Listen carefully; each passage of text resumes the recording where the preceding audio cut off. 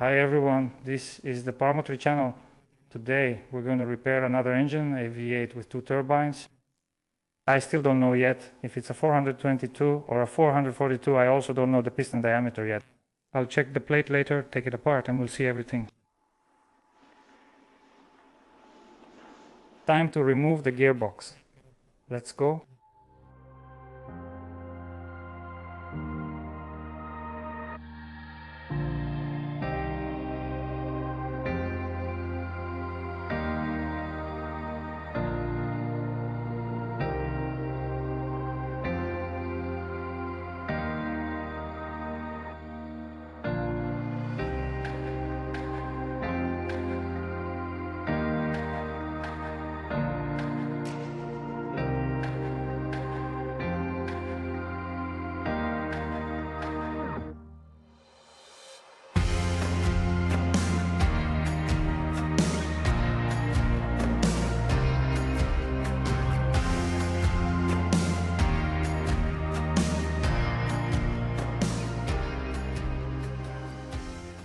Now I'm draining the oil, checking the amount of oil and its condition.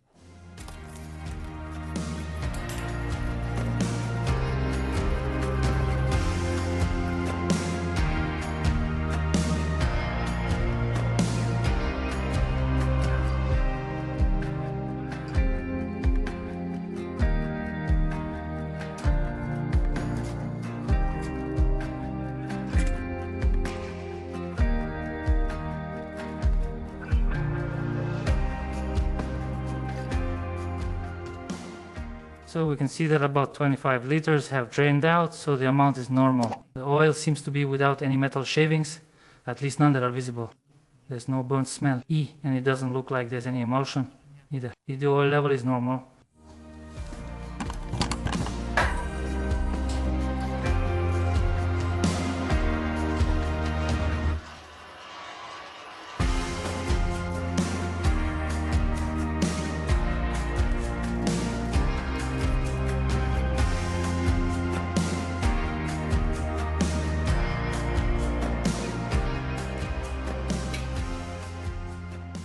Alright, my engine's ready for disassembly. Now I'll disassemble it and show the condition of the timing gears, rings, piston bearings and more. We'll see what shape it's in. Basically, I'll be drawing some conclusions. First, I'm removing all the attachments on top, the clutch, the manifold, all the pipes.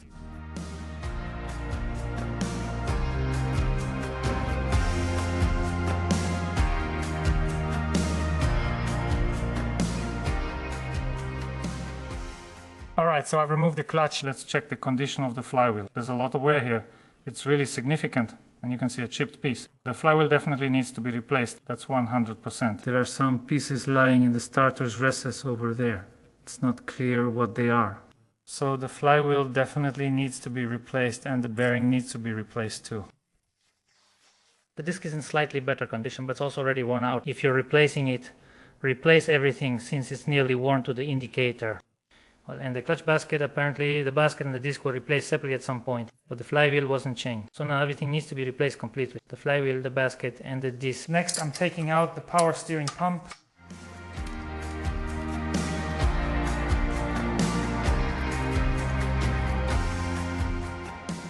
So the tabs on the pump are worn out, so we'll have to think about maybe replacing it. Alright, the washer is also worn out, so the washer needs to be replaced.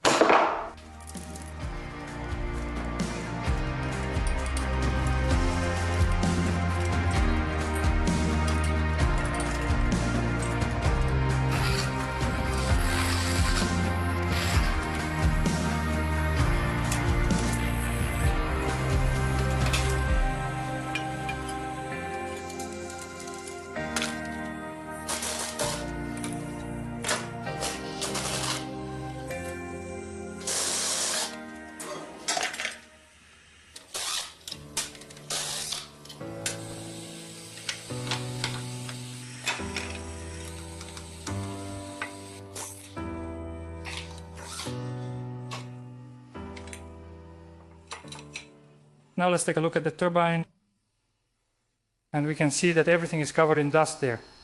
So it's possible that this engine was taking in dust. Dust was bypassing the air filter.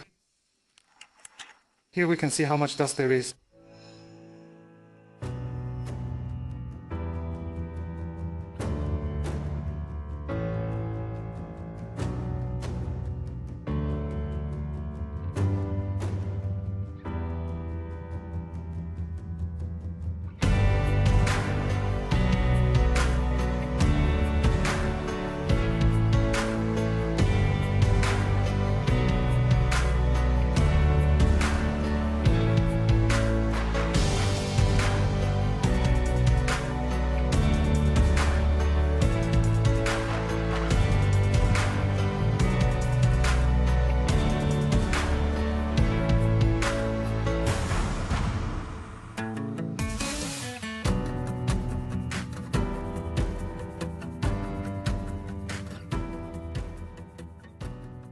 So I removed the air collectors, and here's what I see there. That is, it's very clear that there's dust in the air collector. You can see it right here. So that's how it is.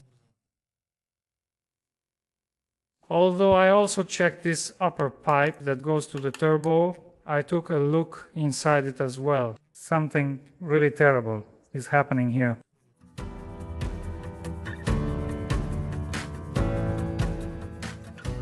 There's a layer of dirt, not just a coating, millimeters, even half a centimeter cover the walls. It feels like they were driving without an air filter at all.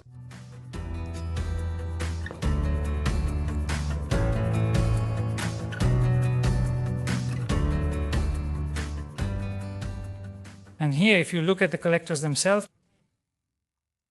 you can also see all the walls here are all covered in dust and sand. This means that somewhere dust is getting in, bypassing the air filter, so either a hose is torn somewhere. Okay, so next I'm taking it apart further. Now, I'm removing everything here in the front. The filters, this bracket, and I'm taking off the fuel pump.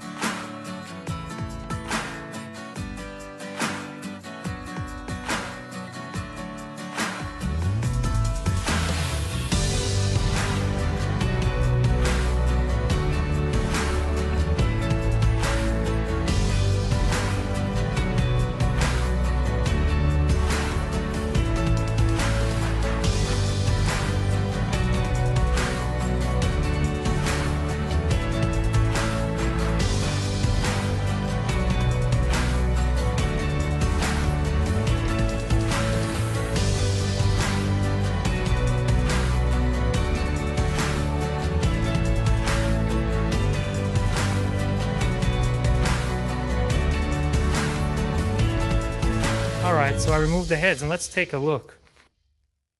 First we check for wear. So the wear is pretty significant. You can catch it with your fingernail. First and second, we can see that in the 8-cylinder, the piston is not original. That is, it has a different combustion chamber, and on top of that, it's even installed upside down. Let's keep looking. The piston diameter is 128 millimeters. The block is a 442 engine with 2 turbines and a 128 millimeter piston diameter. Alright, let's keep looking. The condition of the cylinder head? Well, just like that. Externally, visually, the cylinder heads are in very good condition. The sump isn't corroded, nothing is corroded, so everything is in excellent condition. As I understand, the 5th, 6th, 7th, and 8th cylinders were opened. Here the cylinder heads are cleaner and the gaskets are new. Let's check the 1st through 4th. They all look good. The cylinder heads are in good shape too. I couldn't unscrew the injector in the fourth cylinder. The nut got crushed like this. So I unscrewed everything, but I couldn't get the fourth one. I'll keep trying. Pour something on it, tap it and try again. If it still doesn't work, I'll decide what to do next based on the situation. The compressor clearly needs an overhaul. It's worn out. Next, I mark the timing. For the fuel pump, I aligned the movable and fixed marks. I set it right away on the flywheel. The mark. Just like that. You could see in the video that the engine was washed before disassembly. The engine was clean with a pressure washer at a car wash with high pressure. It was washed, and on the outside it seemed clean. Yes, I'll show you now. There were filters here, there were cylinder heads here, and there were manifolds here, there were turbines here. Everything was set up like this. Yes, I'm showing you the washed engine's condition. The engine after washing, that is, no matter how hard you try, there's just no way a stream of water will reach here. And what kind of chemicals can remove this layer, this centimeter thick layer? What chemicals? None. Now let me show you the dirt layer here. I pushed the knife in this deep. All of this is dirt, solid dirt. What kind of wash will clean this off? There should be a bolt somewhere here, but it's just not there. Why? This whole area is just dirt. So this engine is mounted at the back of the bus. There's all this turbulence, all the dust, everything goes there. It's been on this bus for, I don't know, about 10 years. Feels like it hasn't been taken off for a long time. Alright, that's it now. I'm taking off the pump. I'm removing these fittings and turning the engine over.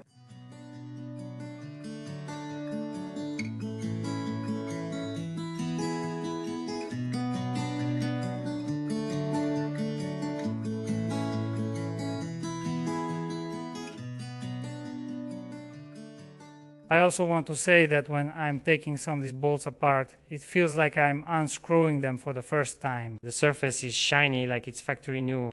I wouldn't be surprised if I take the engine apart and find the original factory bearings, which should have a date stamped on them.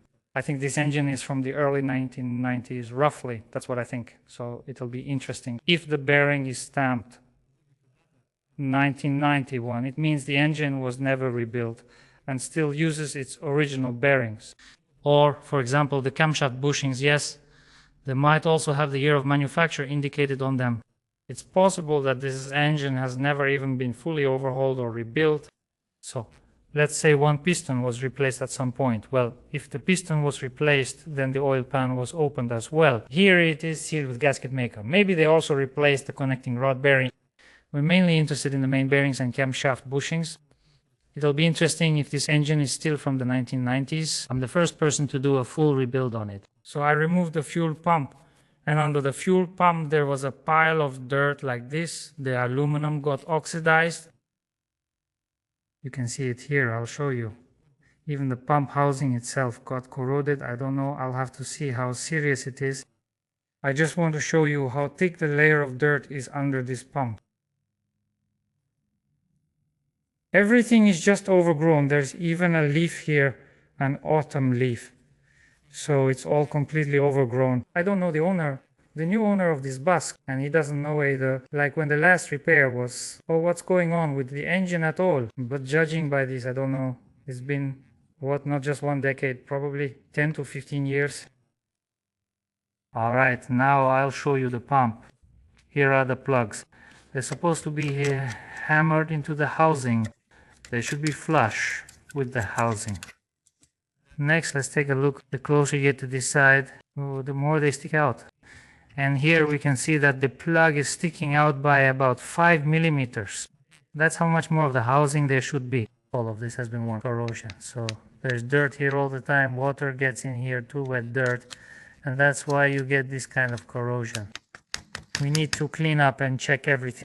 The worst, the absolute worst case is that we have to replace the pump housing, maybe. Alright, moving on to the flywheel. So I took it off and checked it. Here's my mark. And now I look, clean the scale, and we see that it's set at about 5, 10, 15, well, around 12 degrees. And these pieces that were lying by the starter, here they are. These are pieces of this rim, this one. I turn the engine, remove the oil pan and freeze the pistons.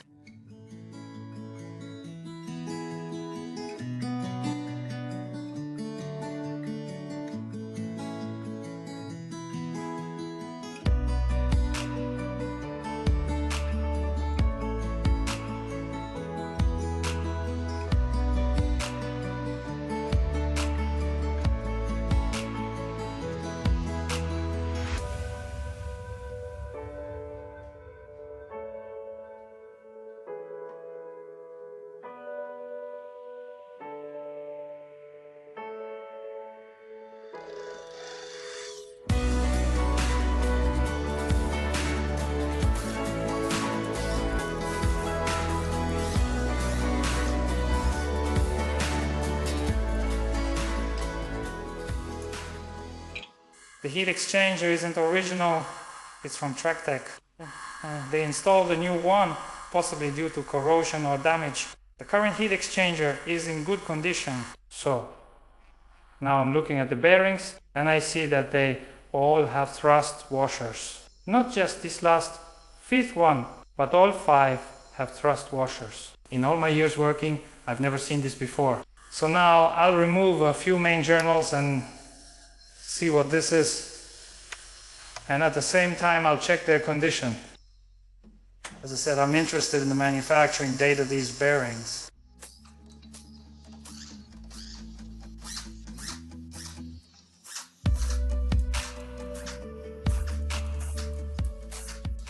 I loosened the crankshaft after removing all main and rod bearings and it turned very tightly.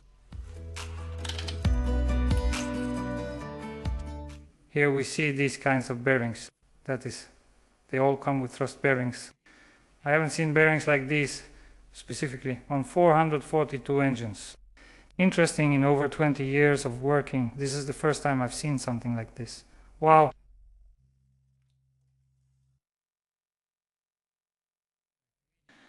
We can see what a bad scoring this is. Now, let's take a look at the size. Okay. I see it's standard.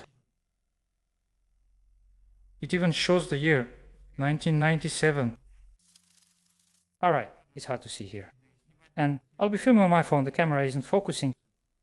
From what I see, it says 1997, 442nd. Here's the badge. Yes, the Mercedes badge is here. Here's the Mercedes emblem. This is still the original bearing shell, so it turns out the bearings haven't been replaced yet. These are still factory installed bearings from 1997.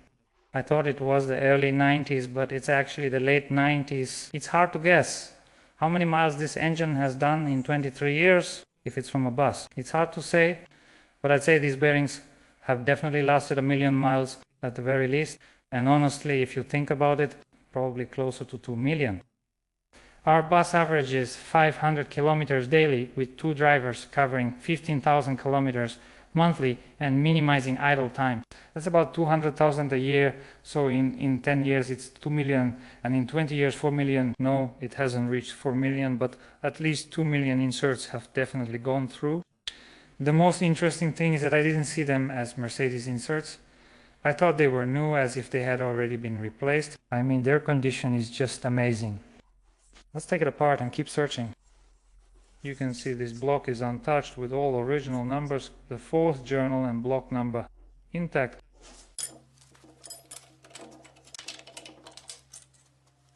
So here we have the thrust bearing. The indicator barely registered anything on the 5th main bearing. Here's the clutch on this side. So we take out the bearing shell and take a look. Okay, well, you can see here the Mercedes logo, the part number, standard, and also the year 97. Well, that's exactly right. The bearing shells are still original, factory installed from the factory. Even conservatively, they've done 2 million. Okay, now, the rest of the main bearings, I'm not removing them yet, just taking out the pistons.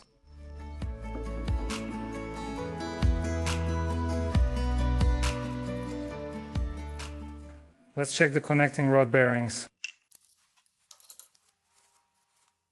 What can I say? They're also original, genuine ones. Here's the original Mercedes logo. I'm not sure if it'll show on camera, so I'll also film it on my phone and add the footage. So here we have the Mercedes logo and the standard catalog number. It also says 97 here. These are original inserts.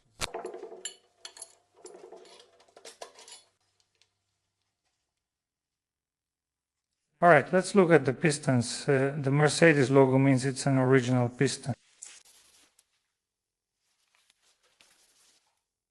There are no scratches or anything, nothing major like that. Visually everything looks good for now, but of course we need to measure everything, check it all and clean it up.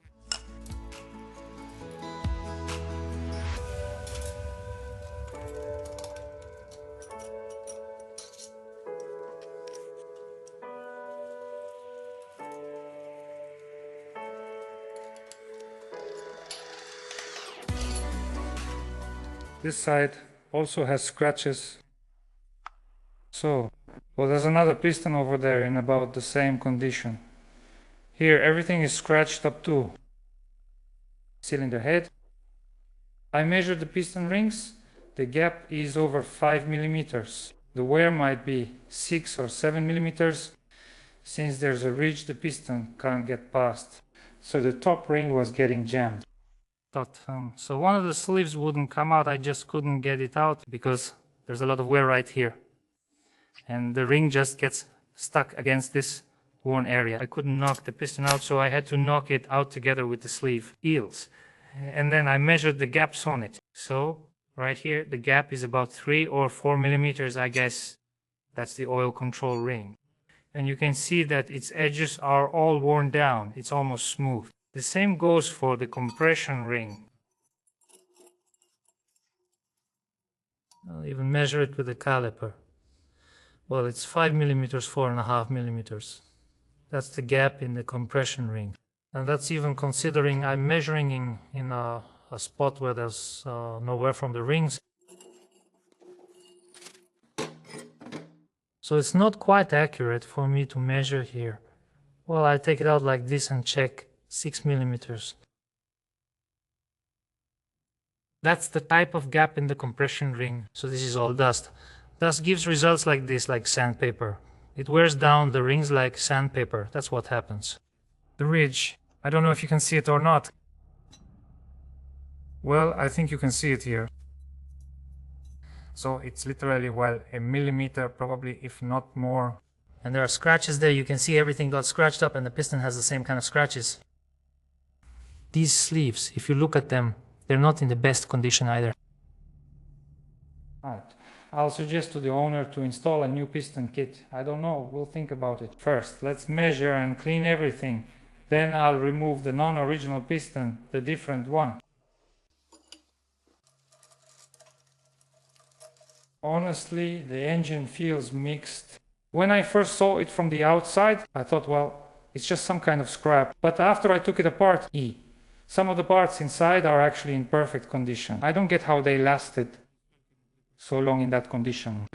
But judging by the bushings have already worn out, God willing. So let's take a look at the insert.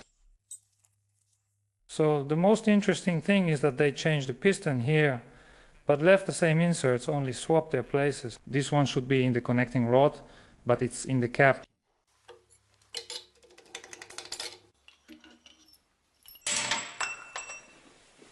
So, what do we have here? The tube fell out here. It's clear why it fell out. The piston is installed in reverse, so it's positioned like this. Accordingly, the tube is the oil nozzle. It's installed underneath like this, and accordingly, the piston should have been installed like this. This notch here is specifically for this oil nozzle. The piston was installed like this. It broke this tube. And accordingly, the piston is also not in the best condition. Yeah, it's not an engine, it's just a bunch of mysteries. I removed the crankshaft, camshaft, check bushings, seals, etc.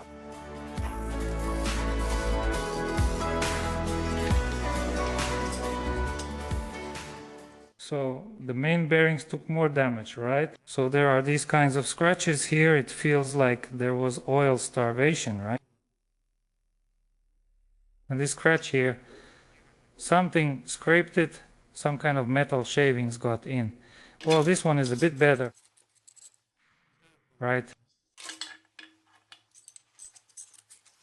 Well, the first and second ones are better, but on this one I have the biggest scratch. Let's take a look at the crankshaft. You can't feel it by touch. I'll measure and check everything. Visually, the crankshaft looks perfect. This 1997 Mercedes has run for 23 years. I'm removing the original bearings and they're still perfect. Well, of course, I'll measure it, but you can see it right away. If there's anywhere, you can see it immediately. The owner can't tell me the mileage because he doesn't know. He just bought this bus. Well, I think this engine has done about 2 million kilometers because this bus is 23 years old. And over that time, it must have done 2 million kilometers. Its condition really surprises me, of course. Well, and here this piston isn't sitting right anymore. Yeah, that's it, it's done. Apparently they did something before selling it. All right, I'm taking everything out, the crankshaft.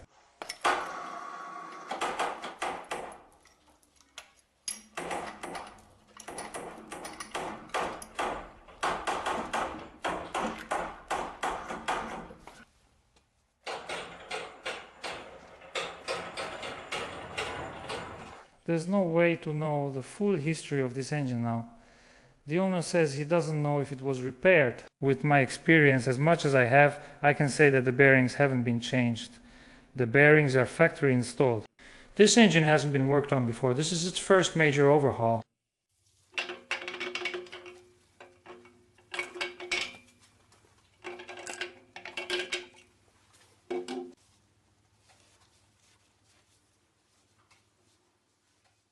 So visually the condition of the camshaft is just perfect. Of course I will measure the height of the lobes. Visually it's in perfect condition. I'm checking if there's a logo from some company on it. Maybe it's been replaced. No.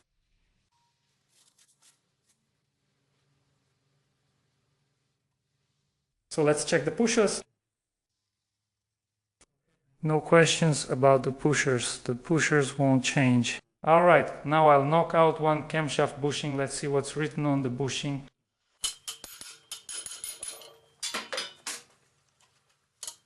Here it is, 98. January 98, well, that's it.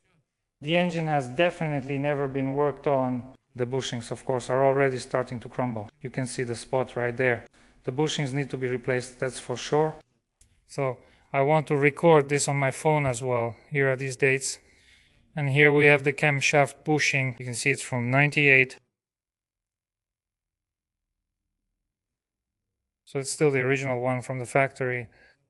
And this is the condition it's in now. Here's the thing, it's just starting to crumble. And then there's this bushing. Next is the main bearing shell. Let's check its standard with the Mercedes logo. So this is 100% an original bearing shell. And we see it's from 98. Here. 98 next. Let's look at the connecting rod bearing shell. Also 98.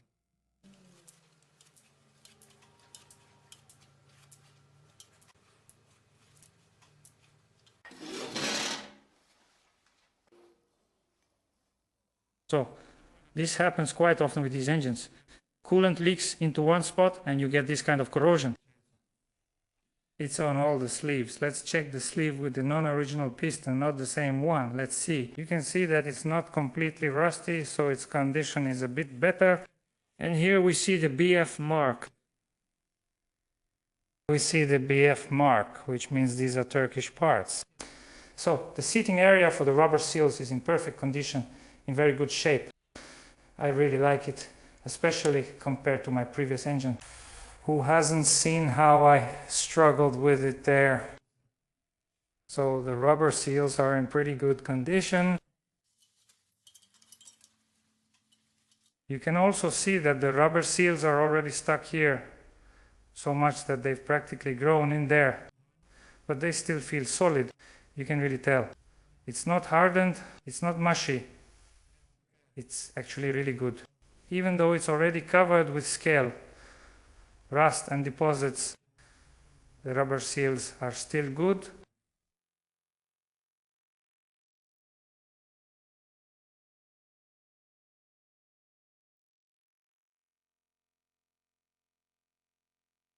So let's sum it up. So the engine's condition is actually pretty good. Its only problem is this, well, except for the fact that this fourth piston, it's unclear who did what with it, why it was replaced, why it's different, why it's installed incorrectly. I don't know. Those are the kinds of questions I have. If we don't take these latest repairs into account, so to speak, the overall condition of the engine is actually quite good. Its only real problem is, of course, the dust that was getting into the intake manifold. We need to look for it. Maybe there's a torn hose or something else, so we should check everything. That's its problem. Because of this, it wore out all the sleeves, all the rings, and the pistons got damaged as well. Well, dust and shavings are being carried through the whole oil system, so the bearings are suffering too. Everything suffers. For its age, it's in great condition. So what will be done? Well, naturally, one injector will be replaced. Here we can see that the piston was installed incorrectly and that the oil injector was broken. That's okay, it's a minor thing. One injector will be replaced. Next, of course, the camshaft bushings will be replaced. The tappets will remain the old ones. They are in good condition, you could say, perfect. The tappets will remain the old ones. Next, I will talk to the owner about getting a new piston set. I will advise him that it's better to install a new piston set because there's no point in replacing 3 pistons and leaving the rest old. So basically we will need to replace 8 sleeves, all the rings, all the seals, and at least 3 pistons. There's no point in leaving the old 5 pistons. I don't see the point. The crankshaft visually is in excellent condition. There will be, of course, more measurement.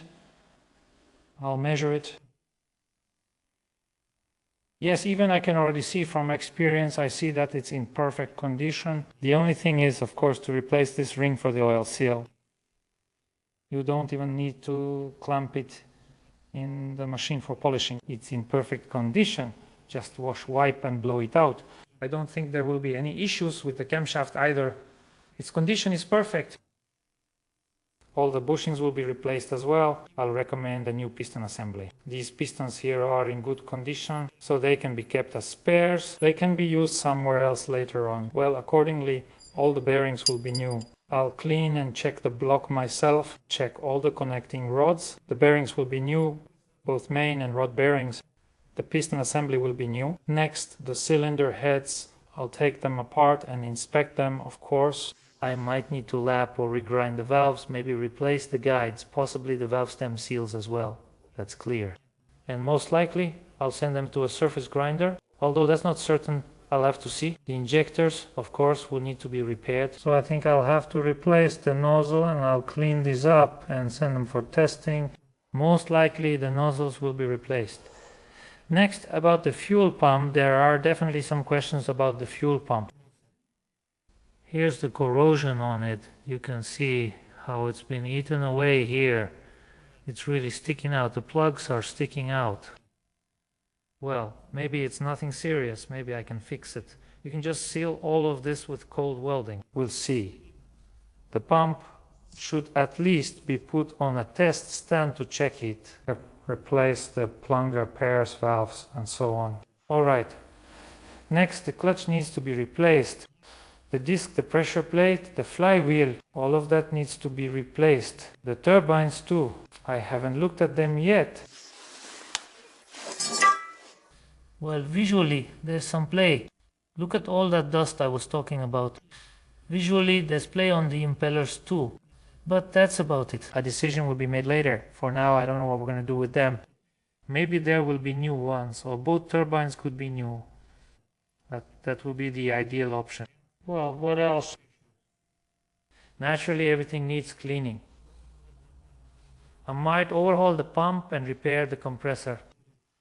So that's the scope of work. Basically, I've said everything. I've checked everything. That's it for now, preliminarily.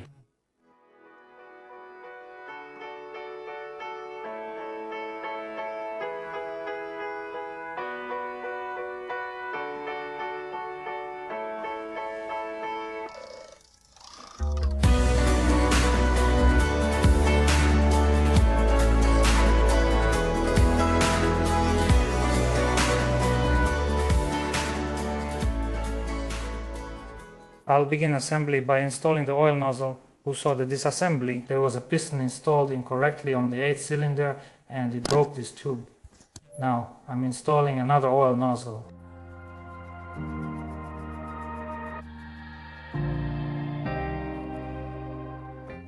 Now I'm installing the heat exchanger. I prepped, washed and cleaned it. I removed the radiator and thoroughly cleaned and flushed everything. I'm using a new gasket and applying Corteco sealant.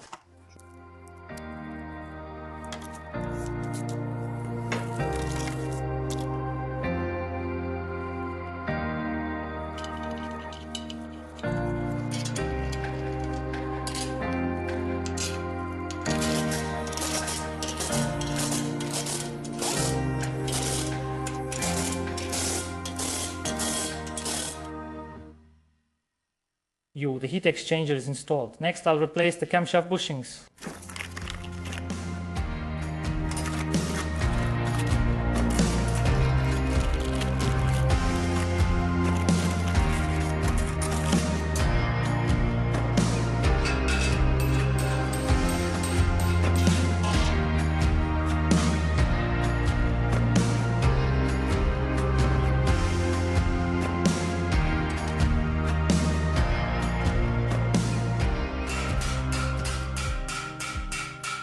So the bushing is in place. Let's take a look. Here's one oil channel.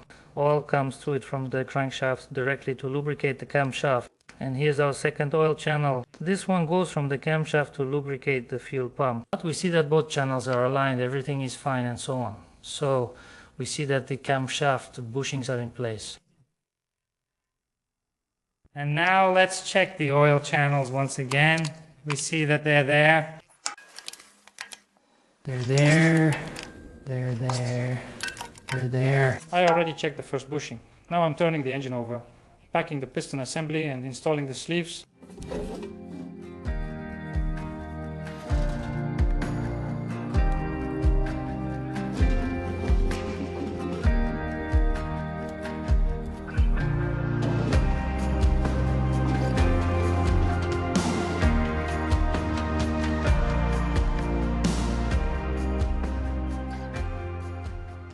Our piston assembly is Neuro, a good brand I've used before. I've already removed and checked this piston. Sizes are correct and it's the right assembly. So here in the kit there's a wrist pincer clips and piston rings. The piston and cylinder liner are here. I'll mark each liner. This one is mine. The first liner, and this will be my first piston. That's so I don't confuse which piston came from which liner.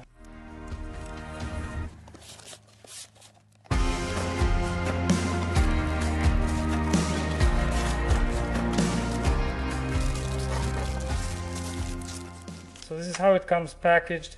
The piston is already inserted into the liner. Already have the piston rings. So we see the piston right away. It already has the piston rings on it and the piston pin is inserted. Right away I marked that this will be mine. The second cylinder liner, the second piston, sub-package.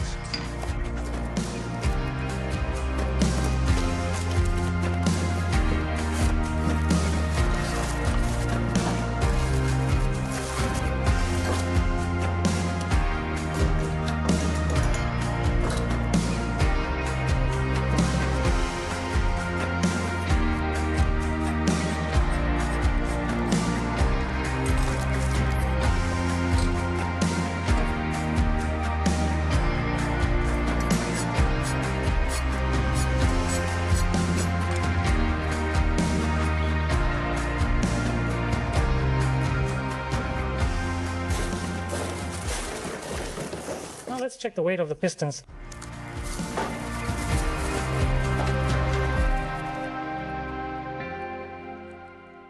I checked the weight of the pistons. All the pistons with the pin rings and clips weigh 3,510 grams. So everything is fine. I'll use the usual seals under the liners. Erling.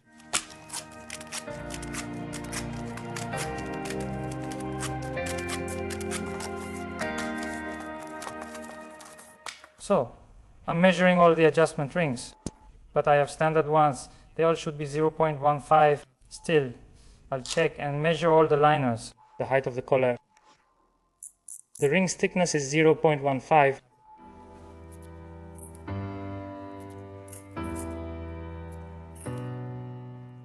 All my rings are 0.15. Now I'm measuring the collar height. Collar height is 0.91. Well, it can vary from 0.90 to 0.92. I'm measuring all the cases now. This one is 0.92.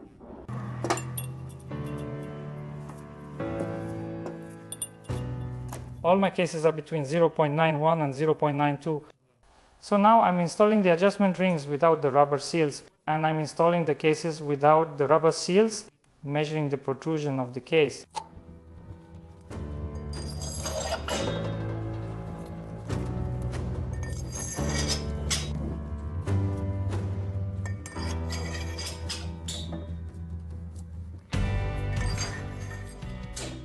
I've left all the cases in place, tightening the case with bolts, and now I'm measuring the protrusion of the case. We see that on this block I have 0, and the needle moved to about 7.58 hundredths.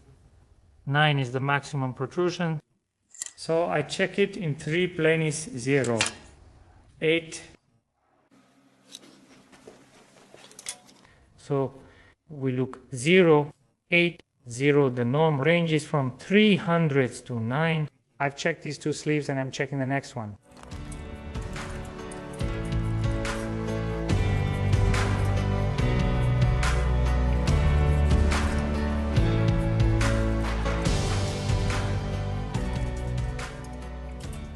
Zero. 8. Next, let's look at 0. Well, here 7 shows 0, 7. The sleeve protrusion, I checked it. All the sleeves protrude about the same. It's about 0.07 to 0.08 millimeters, which is very good. So now I'm taking out the sleeves, putting on the rubber rings, and we'll start installing them.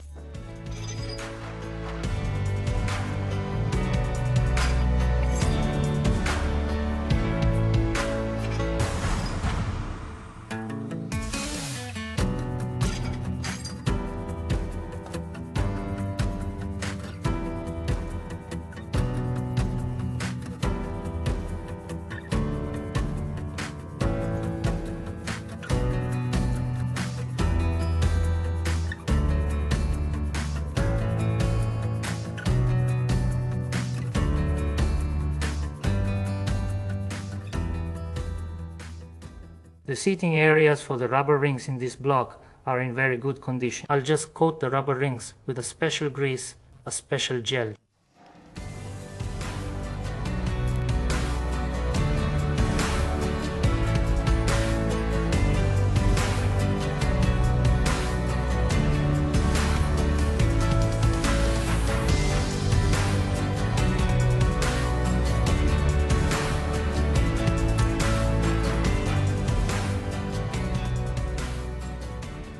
I'm applying the paste to the sleeve too.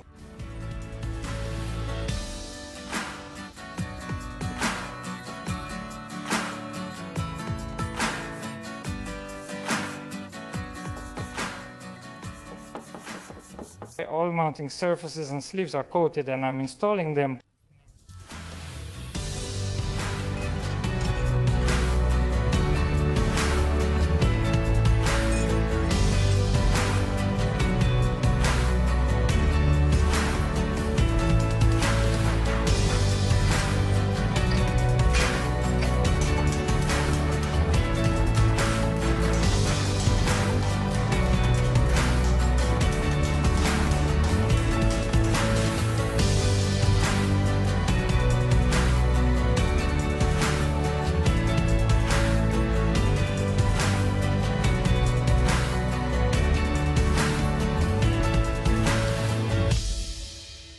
The sleeve is in place. Now I'm flipping the block over to install the crankshaft.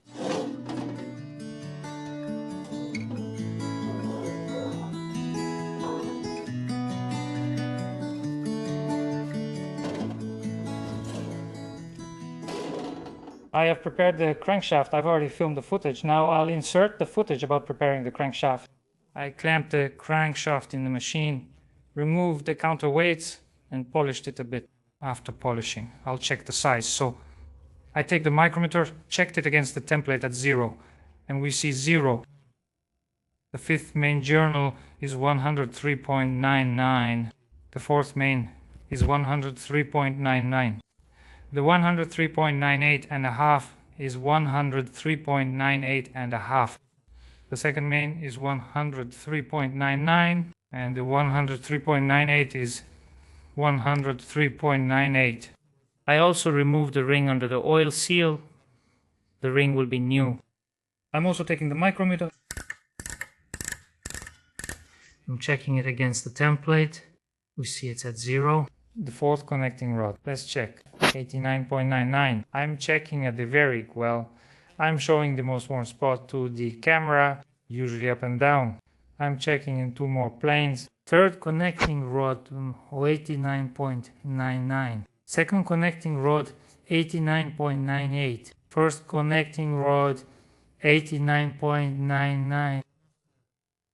Well, almost 9, so the crankshaft is basically ideal.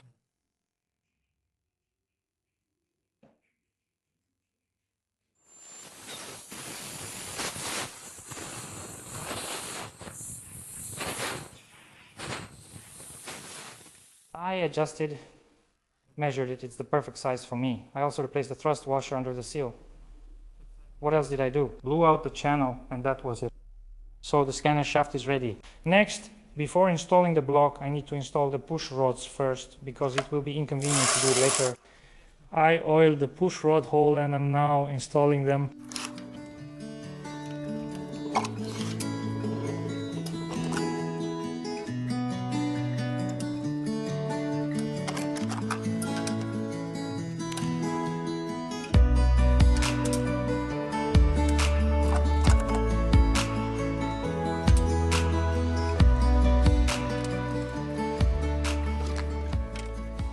The cover has been washed and cleaned. I also want to show that, as before, the bearings remain in place during disassembly. That is, all the bearings, not just this thrust one on the fifth main, but all the main bearings that are in the caps, they all had these kinds of stops. I'll also show here that it says 170298, so as I said, the engine is from 1998. Here are the rod bearings. We checked and found these bearings are no longer made. That's how it is.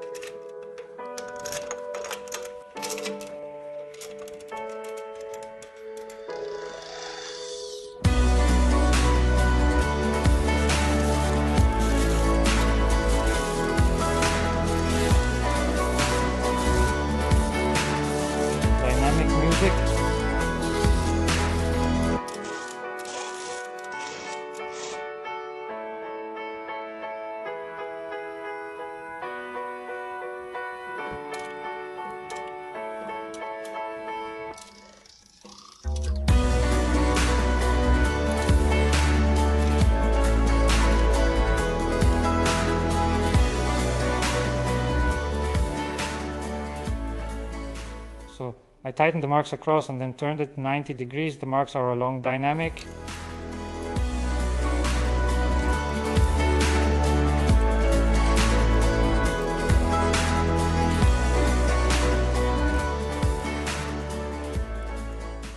Okay, so the side fasteners are also tightened, the main bolts are tightened, and the crankshaft is fully tightened. And this is how it turns for me, dynamic. That is, it has longitudinal movement, dynamic. And this is how it spins for me, dynamic. That is easily dynamic.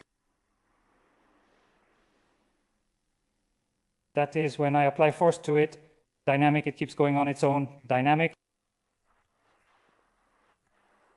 It's perfect, dynamic just as it should be. It feels incredibly smooth gliding on oil, dynamic. The oil surrounds it evenly. Nothing feels tight or pinched, and there are no weak spots. You can sense the entire space is filled with oil, feeling it everywhere.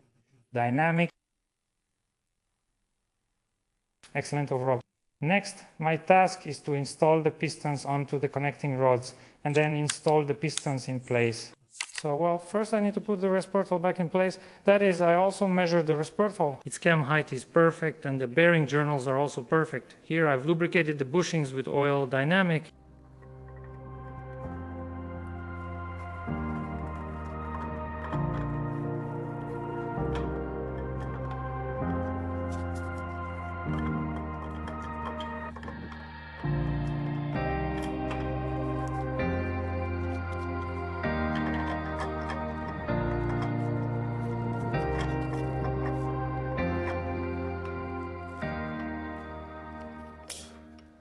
E. The timing marks are aligned, one on the crankshaft and two on the respirtle. This shows how they rotate together. Dynamic.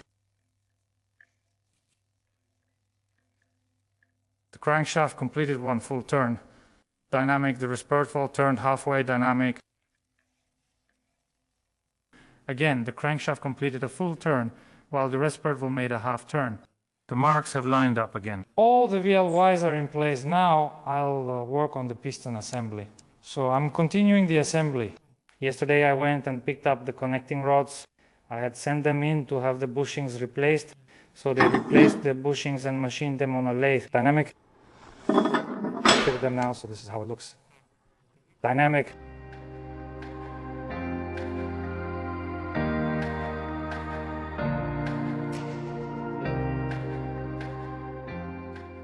Now I'm installing the pistons.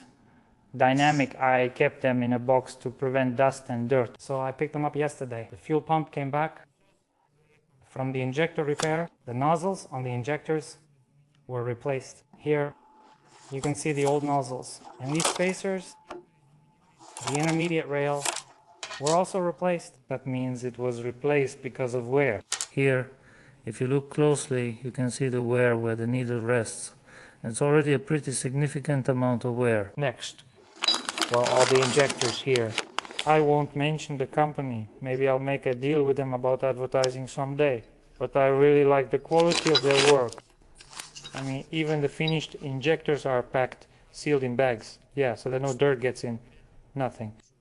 This shows their level, or as often happens, you get them back from a fuel specialist. It's not just that they're not sealed, they're all covered in oil, dirt, and dust. So that's the difference in quality, yeah. Well, I can say the same thing about fuel pump repairs. If you remember, the housing here was corroded. That's why I was a bit worried and concerned about it. So they said it's nothing serious. They just hammered the plugs in a bit deeper, apparently used some kind of glue as well. They said there won't be any problems here. They cleaned it all up too. It's good, it's all clean. At least I like the way it looks. The plunger pairs were replaced. The delivery valves were replaced too, all 8 of them. And the springs were replaced as well. Well, of course, there were also some small things like various gaskets, regulator kits, and so on, all sorts of sealing rings. We can see that everything is marked with paint. So I also like the pump. What condition is it in? Let's see how it performs in operation, how it will show itself. Right now I'm removing the fuel equipment and working on the pistons, setting the pistons to the correct width and installing the pistons into the block.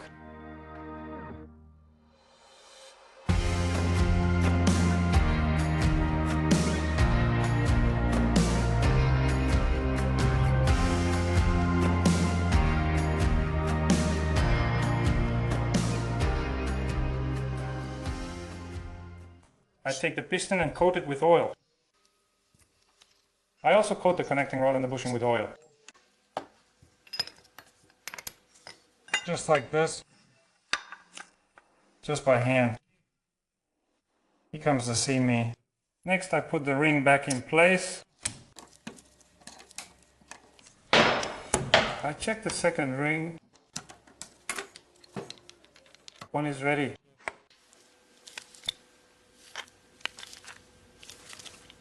Then we assemble the rest.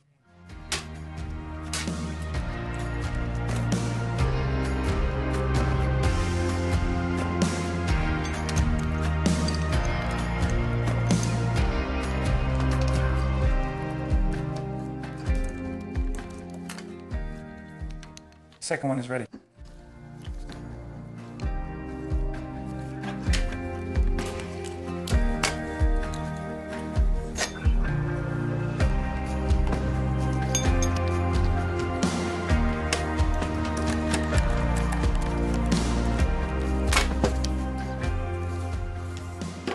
The pistons are already on the connecting rods. Next, I install the bearings. I'm using IBA bearings as usual, sputter type. I thought this was a turbocharged engine, so the bearings should be sputter type.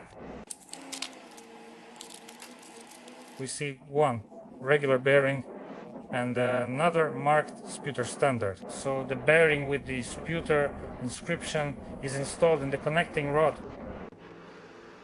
The regular bearing, the one without the inscription, is installed in the connecting rod cap.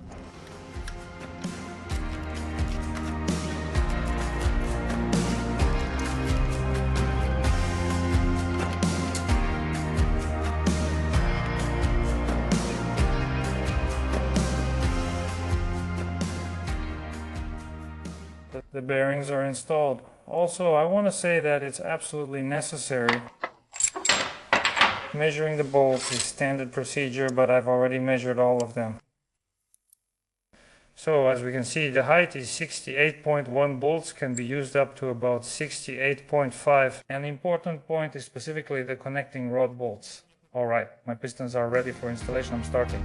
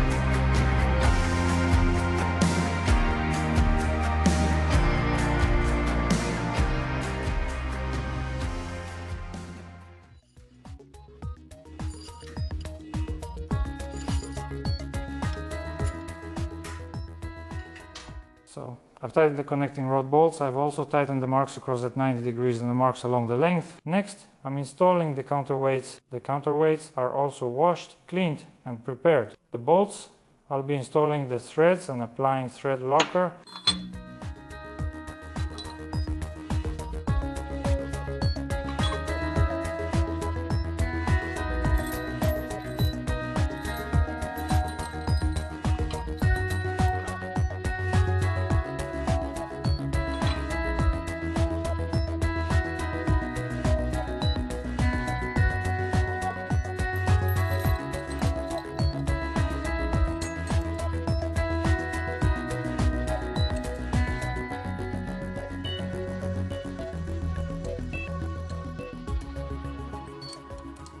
I've installed and tightened all counterweights up to the 90-degree stop with marks along the length. The entire crankshaft is fully installed. Everything is completely tightened, the main connecting rod and counterweights, as well as the axial movement. That means it turns easily, moves smoothly, everything is good. Now I'm closing the rear cover, the front cover, and I also plan to close the oil pan today.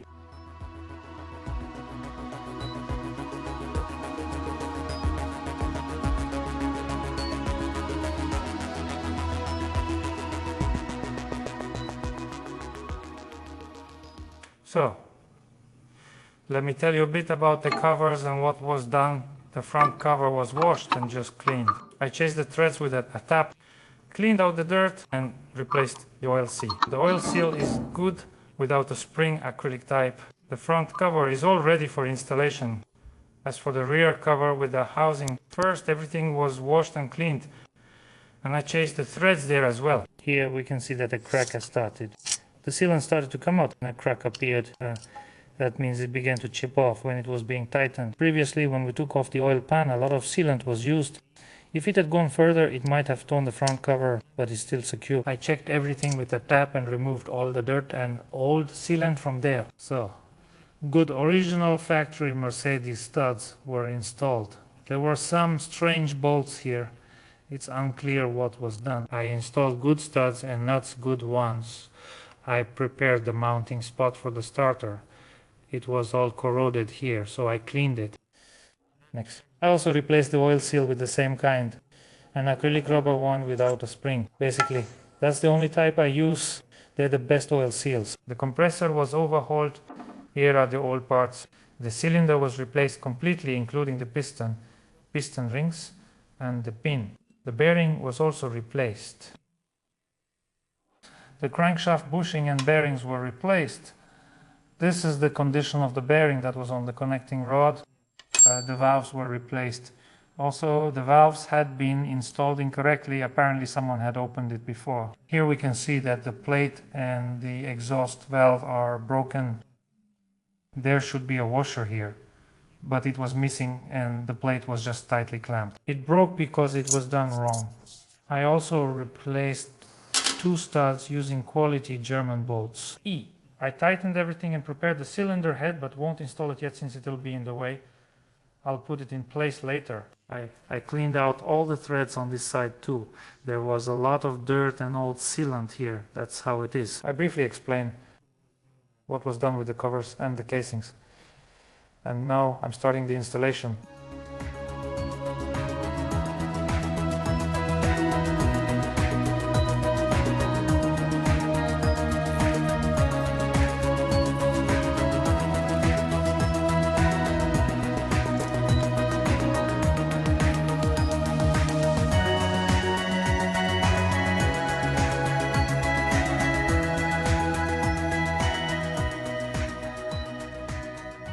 We rechecked the marks before installing the casing, so we see that we have a dot on the crankshaft and then 2 ones on the camshaft. We can see that they are aligned. We put on the gaskets.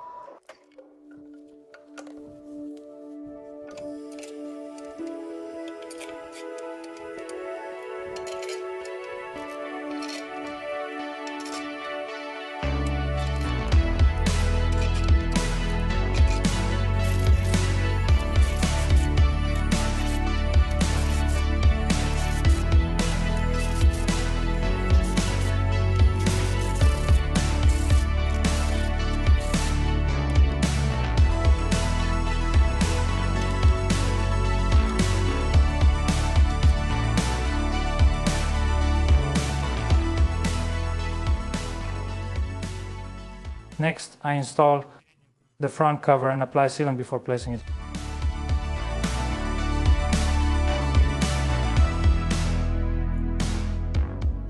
The oil seal is installed using the guide that comes with the seal. I also want to remind you not to lubricate the surface where the oil seal sits. These seals should never be coated with oil.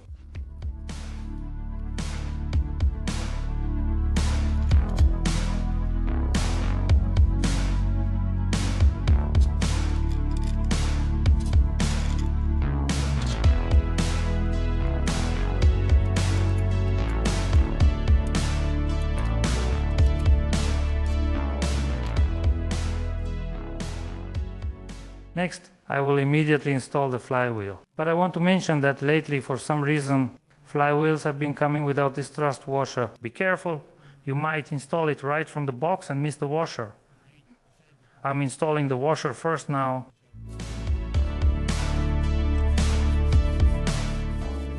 Alright, the washer is in place and has already cooled down. The heat immediately went into the flywheel. So, is the bearing also new? Did you install it? Install the bearing right away, because lately, for some reason, flywheels have often been defective.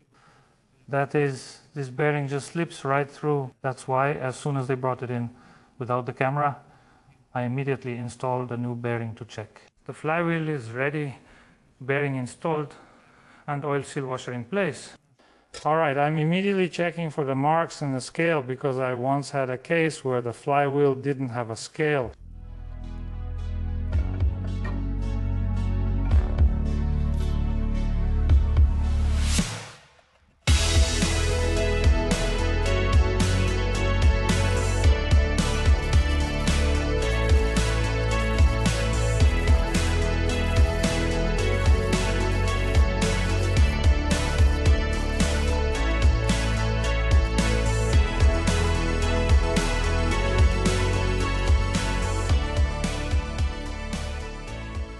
Now I'm going to install the clutch, and I want to wipe the flywheel with solvent because there's a bit of grease on it.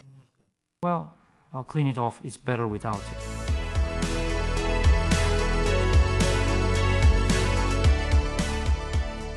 Alright, next I'm installing the clutch.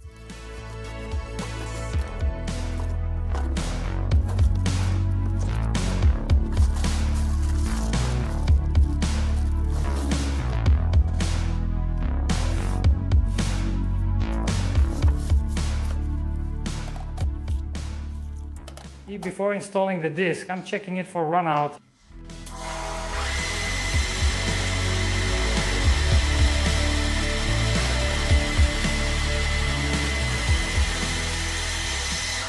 You can see there's a little bit, but it's within the acceptable range.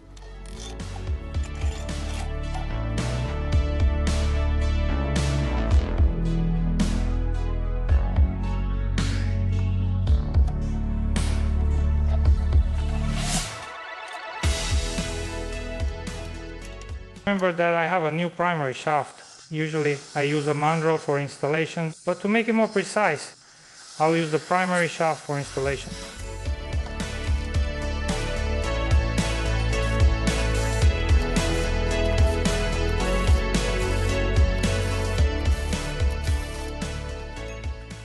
Alright, that's it. The clutch is in place, the clutch is installed.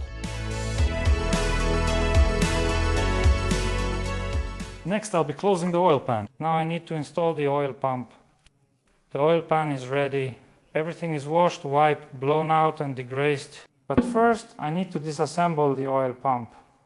So here I have the 43rd oil pump. It's also a high capacity one. So this one is already installed. It was replaced, you can see, by the company Paul Bernard, who watched the video about head pressing. Yes, I showed cylinder heads from the same company, and they lasted 2 or 3 years. A microcrack appeared, causing antifreeze to mix with the oil. I had cylinder heads from the same company.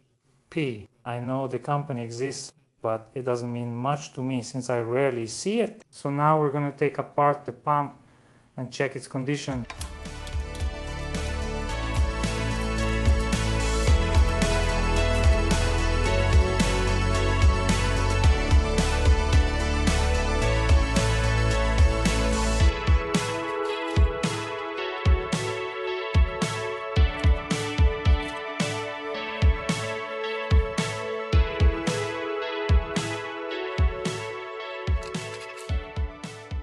We can see the pump is in good condition, so the gears haven't even developed a mirror finish yet, which means it was replaced not too long ago. We leave everything as it is. I'm closing the cover and installing the pump.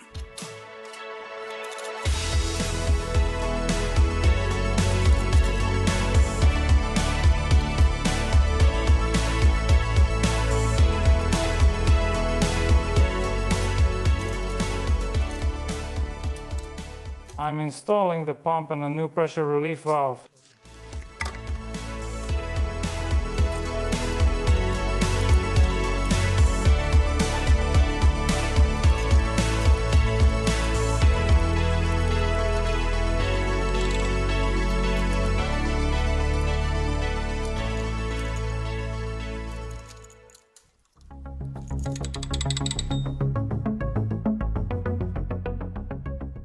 I'm installing the oil pan. I applied sealant here, applied sealant to the engine block, put it on the gasket, then take out and install the oil pan.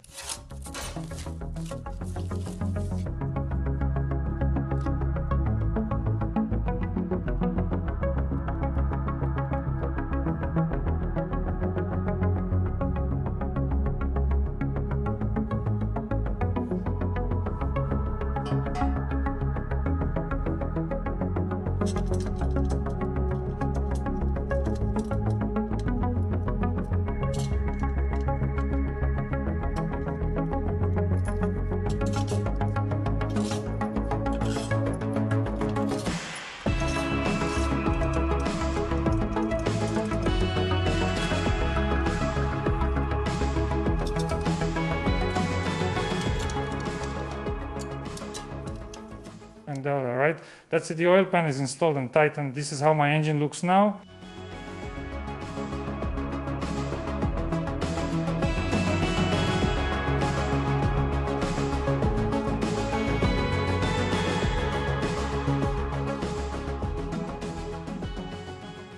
I'm continuing assembly.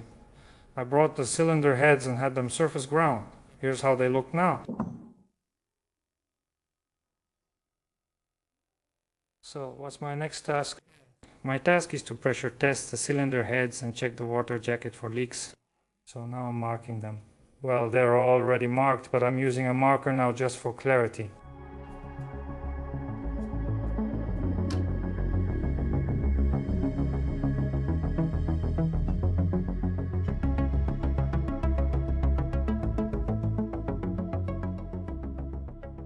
So I'm testing the 8-cylinder head.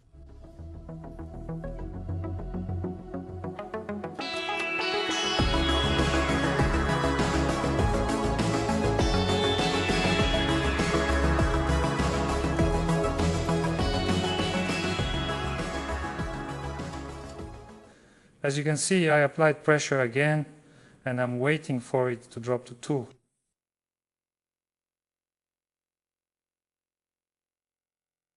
We can see that it has already dropped to 2. We can see that there are no bubbles, nothing at all, everything is fine.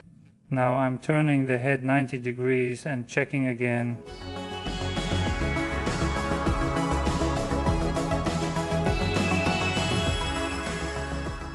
Dropped again to 2 atmospheres. No bubbles are present now. So the 8th head has been checked. We conclude that it is airtight. Now I'm installing the 7th one and so on.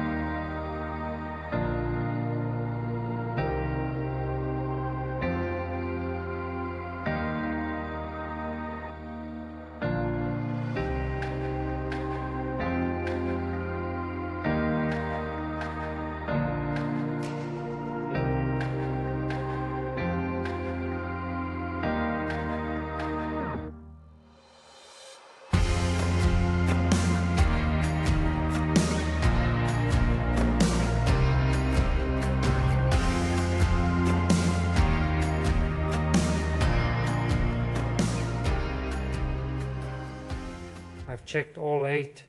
Everything is airtight, including the water jackets.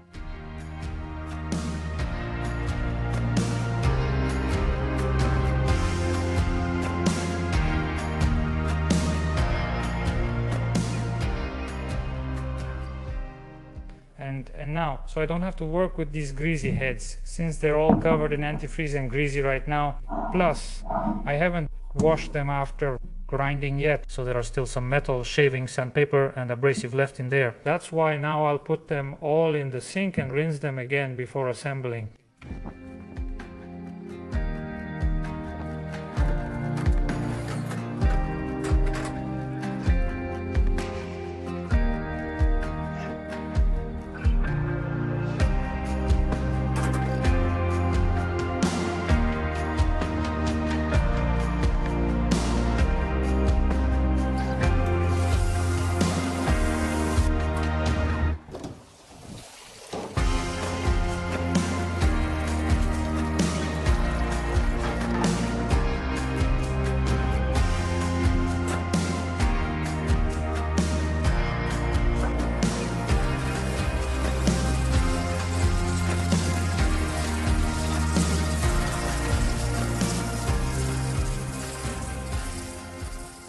all the cylinder heads have been washed again. I've cleaned and prepared the valves. Now, my task is to assemble the cylinder heads, assemble the heads, and lap the valves. When disassembling, I marked each cylinder head. For example, here I have the first cylinder head, and accordingly here are the first valves. So, what am I going to do now? I will check the condition of each seat, look at the working surface of each valve, and decide what to do with each valve.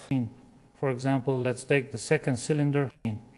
We can see that it has a good shine, no pitting. Here, the seat also looks to be in good condition, no pitting, nothing is damaged, everything is excellent. So I just apply some paste and lap it a little right on the spot. Here, for example, the seventh head, the condition of the seats is good, but the condition of the valves, let's say, is not so great. You can see the pitting on the seventh exhaust valve. So I'll set it into a chamfer now, clamp it in the machine and grind the chamfer a bit. Only after that will I lap it. That's my current scope of work. Let's begin.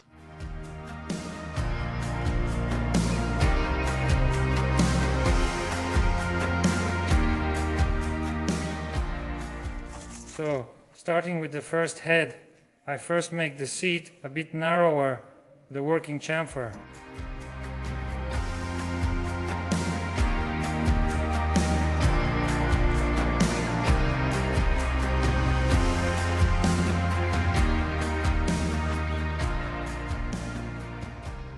I've made the working chamfer narrower, now I'm lapping the valves.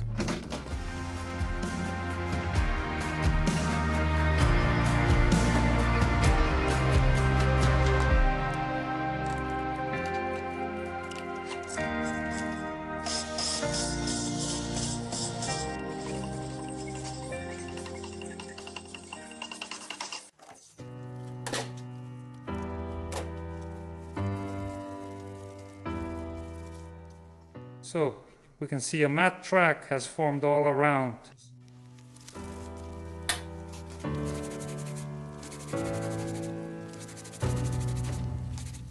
We can see the seat also with a matte track all around, it's even and uniform.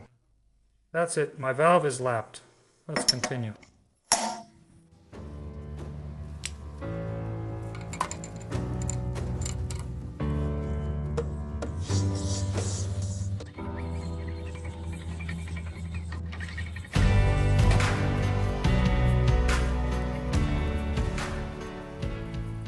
That's it, one head is lapped. Now I'll do the rest the same way. The valve is lapped and I'm assembling the head now.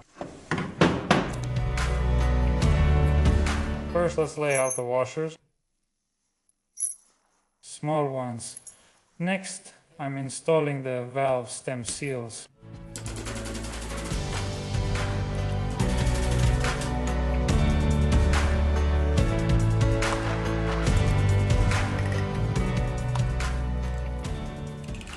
Next, I take the large washer.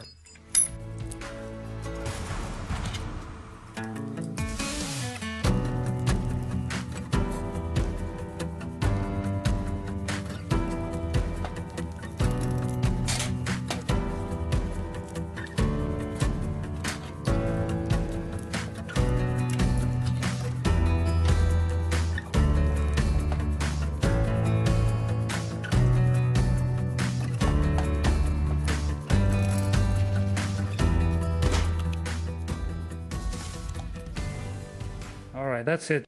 The first cylinder head is ready for installation. Everything is fully assembled, everything is cleaned. And the injector is cleaned out and blown through. That's it. The first cylinder head is ready, and so on. I've reached the seventh cylinder head.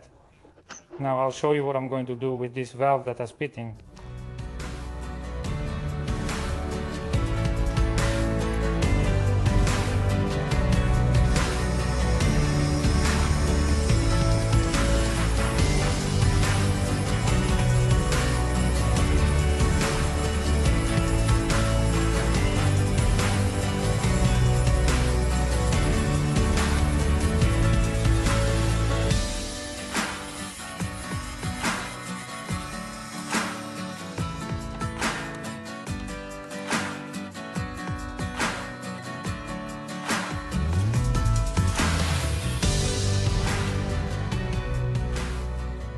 On some valves, I remove the chamfer to restore the surface, then grind and lap as usual.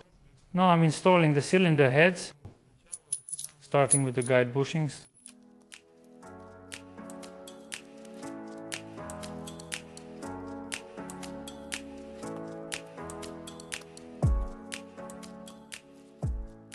Got to remember, during disassembly the pistons had flat tops and combustion chambers. Now you can see that these pistons have a pin that is a deflector. So let me explain. Those pistons are the old type, the original Mercedes ones. They are no longer produced.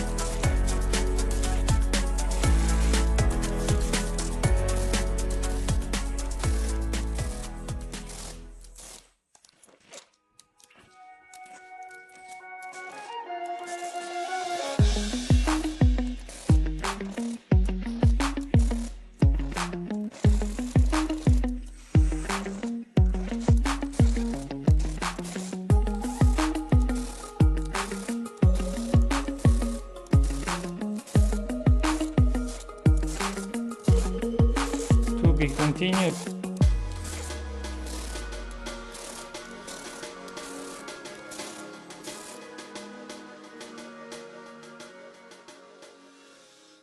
So this means I've tightened this head. As you can see, all the marks are lined up along the engine and so on. I tighten all the other heads as well. That's it, the main work is done. The hardest part, you could say, and now I'll be installing the injectors, the pump, adjusting the valves and so on.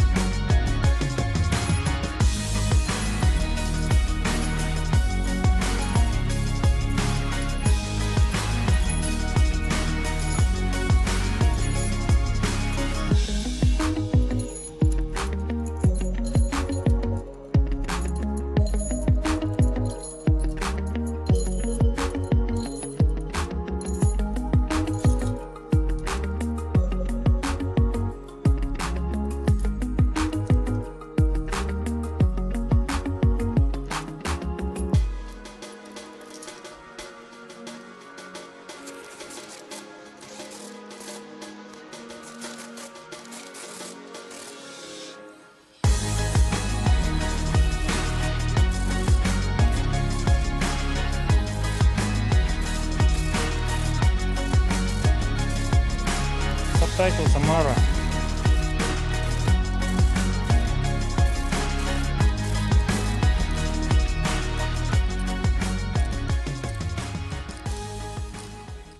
The rocker arms are tightened. Next I'll adjust the valves. To adjust the valves, I need the first cylinder. Here it is. Bring it to top dead center on the compression stroke, not the exhaust stroke. So, for this, I turn the crankshaft clockwise until the intake valve operates, and after the intake valve operates, I catch it on this cylinder, top dead center. You can catch it by the injector, or rather by the piston. You can catch it by the flywheel, by the degrees.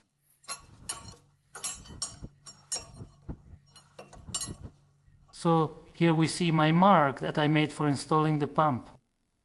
So I need to turn it a little more. Here you can see that I got a 0T1, the top dead center. But still, I think I'll do it like this now. I'm putting the pulley on now. I waited because I didn't have the rubber seal for the plug earlier. Now I'll hammer this plug into place and put the pulley on. Then I'll make my marks on the pulley. It's not necessary, but that's how I do it. It sometimes helps. Here's the plug. It's a bit damaged and rusted. Here's the new gasket. Now I'll put on the new gasket and apply some sealant and everything will be fine.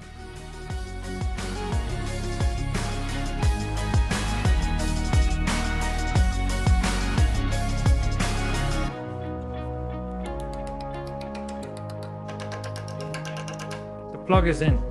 Now I'm installing the pulley.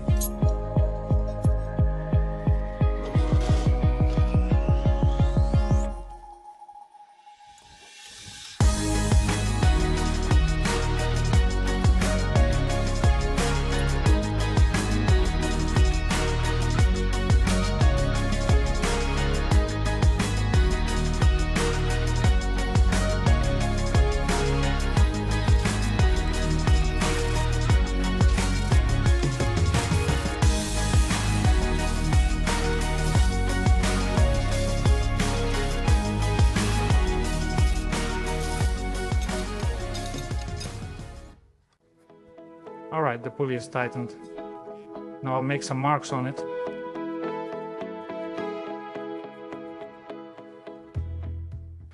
Here's my top dead center mark, and I'll also set 14 degrees for installing the fuel injection pump. This is my top dead center, the first cylinder at top dead center on the compression stroke. Now I can adjust the valves. With the top dead center on the compression stroke, I can adjust the first, second, fourth, fifth, etc. That is the first, second, fourth, fifth, and so on.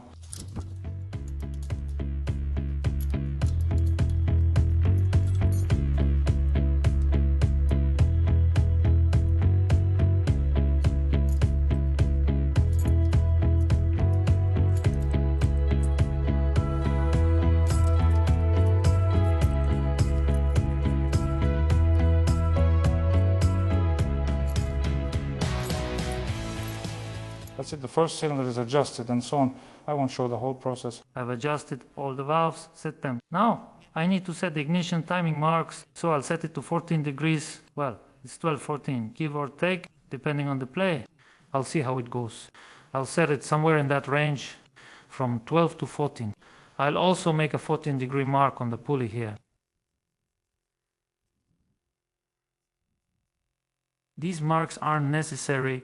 I'm just adding them for clarity in the video. Well, sometimes these marks even help out at the groove. I mean, if you need to check the ignition, you don't have to mess around in the dirty groove. I checked it somewhere around here, and I'll also put a mark on the camshaft to show that this is the top dead center. So compression, it's also useful here. Sometimes it's just necessary. Sometimes when you're setting the ignition or the pump, you don't remove the valve cover to figure out if it's on compression or exhaust. So it won't hurt to have it here, and if someone knows about it, even just from the video, who knows, the owner might need it in the future. He can just look at the camshaft to see if this mark is there.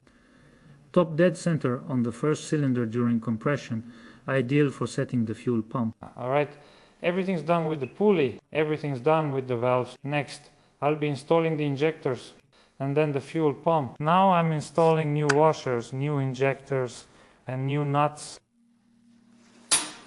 So first I'm installing the washers.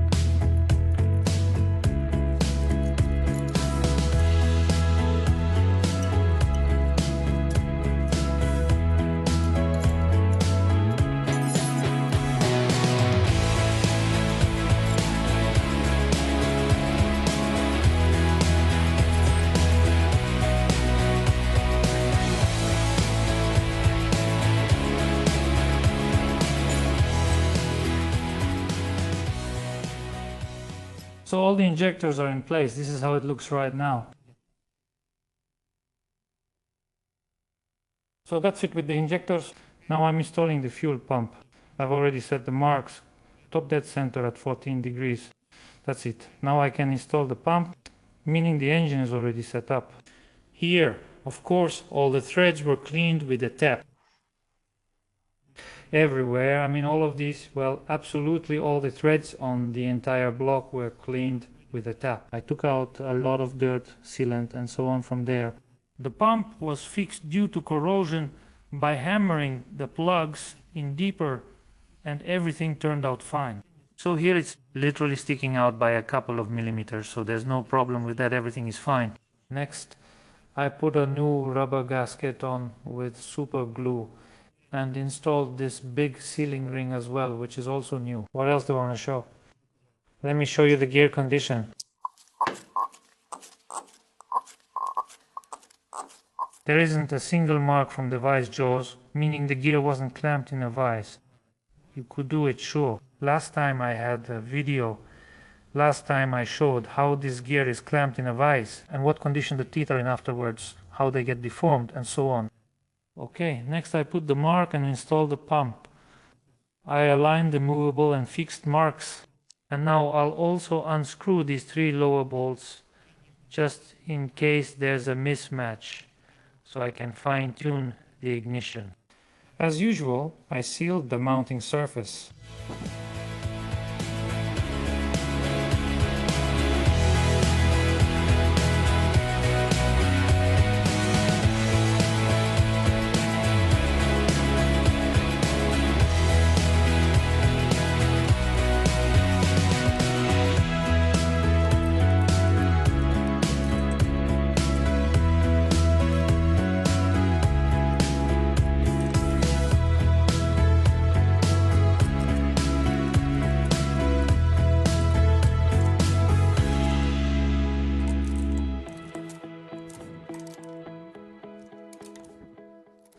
Alright, I've tightened the pump. The marks haven't moved, so loosening those bolts was unnecessary. No, I just tightened these bolts and the pump is installed. Everything's good.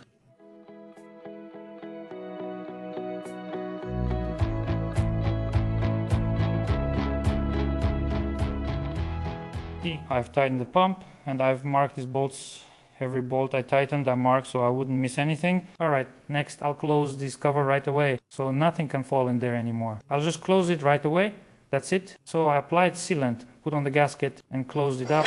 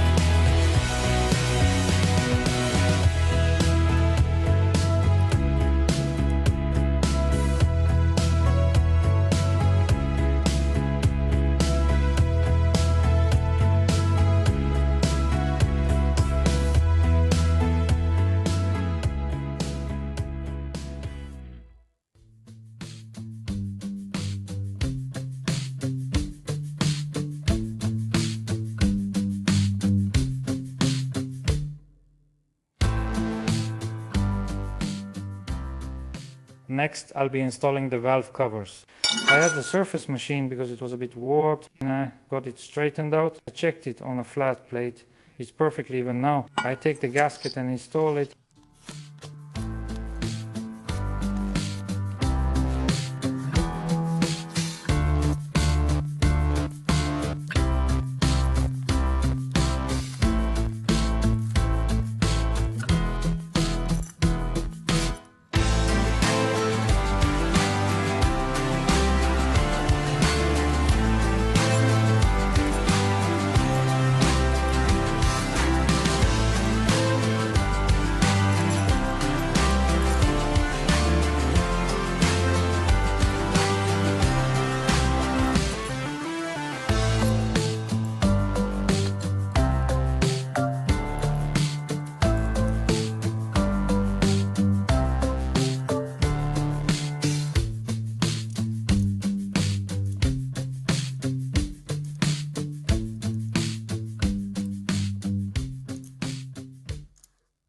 All valve covers are now in place.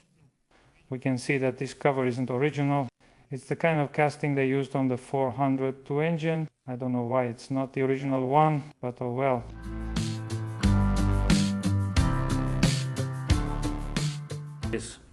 So, when I was taking it apart, I noticed that there's something strange going on here with the water pipes. This is how everything was done here. I mean, it's not clear what it is, how or why. You can see that the cylinder here was replaced, and as far as I can tell, this pipe was pressing against the block. At this spot, it was pressing against the head, like this. And you can see that they tried to tighten it in every possible way. Wrapped it with polytetrafluoroethylene tape, and wrapped it with something else. Apparently it was still leaking here anyway, because all of this was done incorrectly. I just ran into this now and I thought, how am I supposed to put all of this back in place? So, what did I decide to do? I decided to remove the air-cooled cylinder and install a water-cooled cylinder. Supply enters from the top through the head, and the outlet is here. Here I have the original tube, which should stay here. This is how it will be positioned, and the supply will go directly into the cylinder. I'll just redo it now, that's all. I replaced the cylinder, added water cooling for better reliability, and installed the correct tube. Nothing blocks, interferes, or needs to be removed here. So next, I install the head, close the tube cover. Basically, I'm assembling everything up here.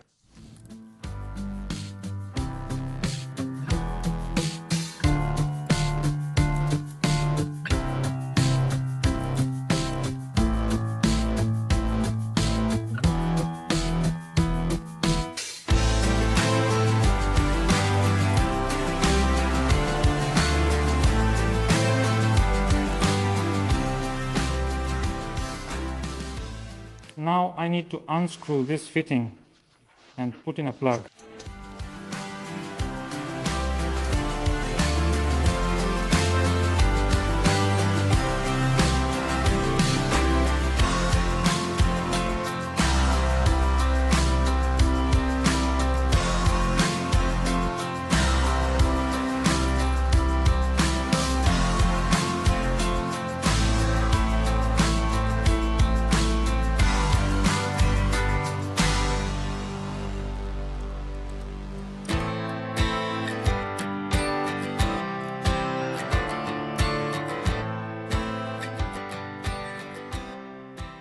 So I install the upper tube, I leave it as it was without any changes.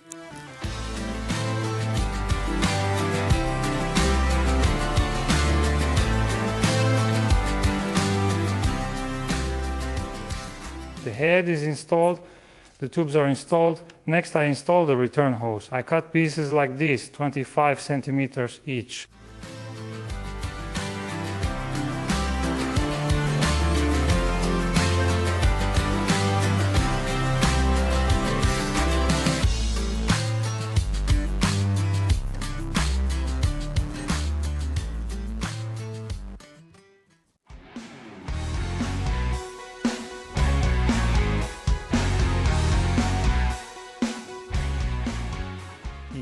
I leave these hoses a bit longer, they will go right around here.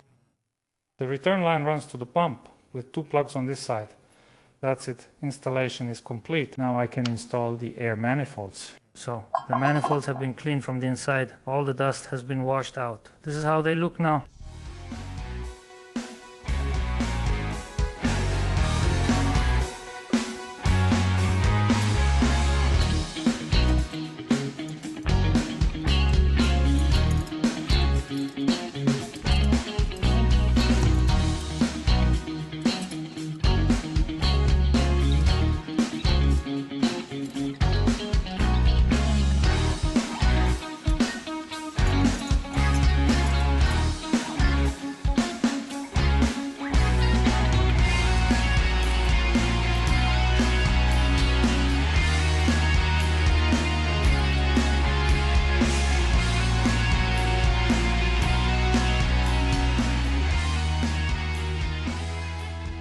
So we've returned to the air manifolds for now.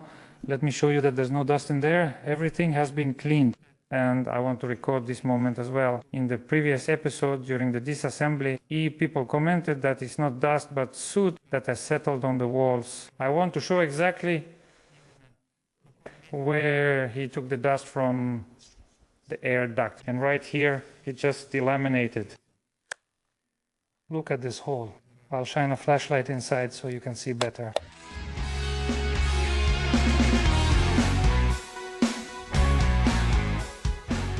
No. It's easier for it to take in air here as much as it can, rather than pulling it through the resistance of the air filter. That's why there was dust in the air manifold, because of this pipe, because of this crack. I kept wanting to record it, but I kept forgetting. This pipe needs to be replaced. So, next I'm installing this bracket.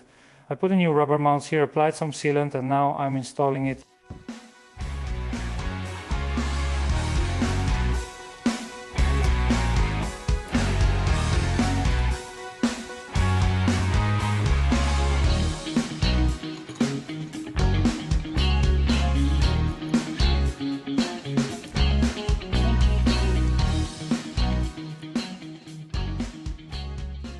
Next, I'm installing the water pump. I didn't rebuild the pump because it was replaced with a new one 6 months ago. So I just washed it, cleaned it, and now I'm installing it.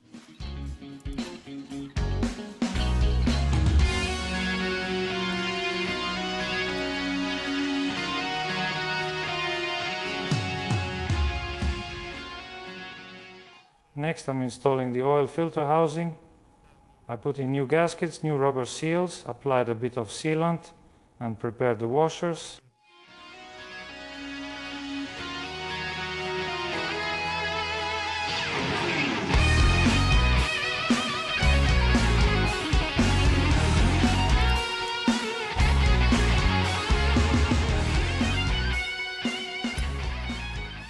I'm installing the new filters now.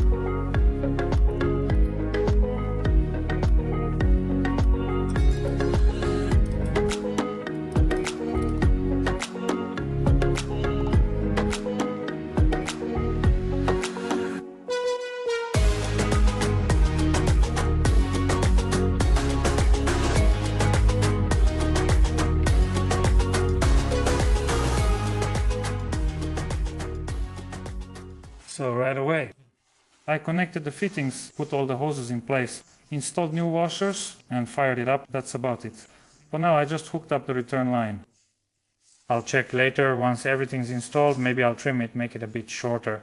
Alright, now I'm installing the nozzle.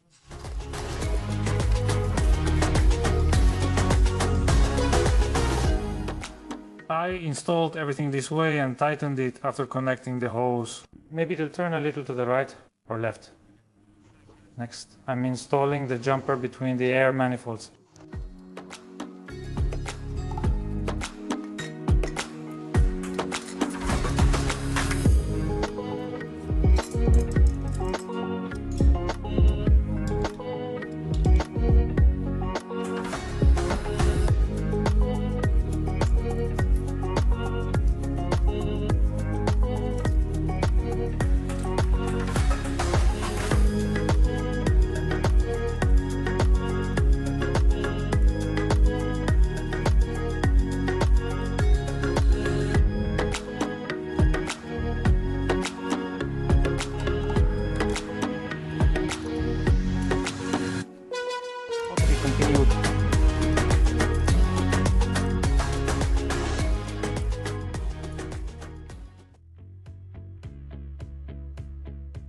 Next, I'll work on the turbines. So the turbines were sent for testing on the stand. They checked them on the stand and said that everything is fine with them. They aren't leaking oil, which is most important. When I took them apart, there was dry dust, but no oil. So that's good. They just cleaned it, sandblasted it, and that's it. Maybe remove some studs somewhere. Now I'm going to take a look. So I have these repair kits for the turbo, and I'm also going to check what's inside them. I see studs. There are nuts, gaskets, and so on. I've cleaned the manifold a bit here. Now I'm going to blow them out and install the turbos. Let's go.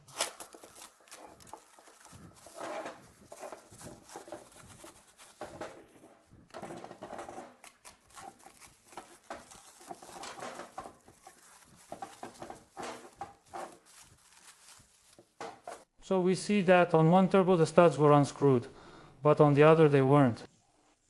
Well, I probably won't do that either, although it's not clear how to install it here. Alright, I'll take a look now. I think the nut was up to this thread, which can just be cut off.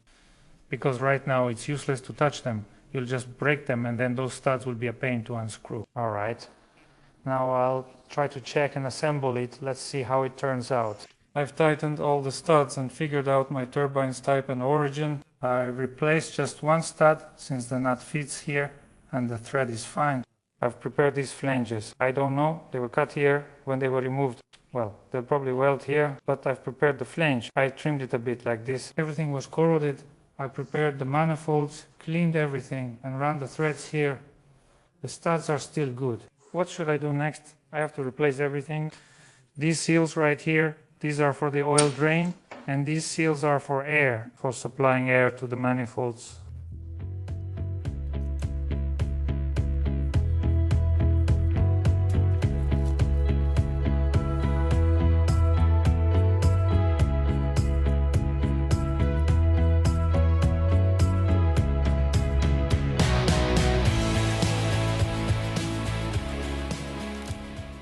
So first I need to clean here. I'll clean it first now.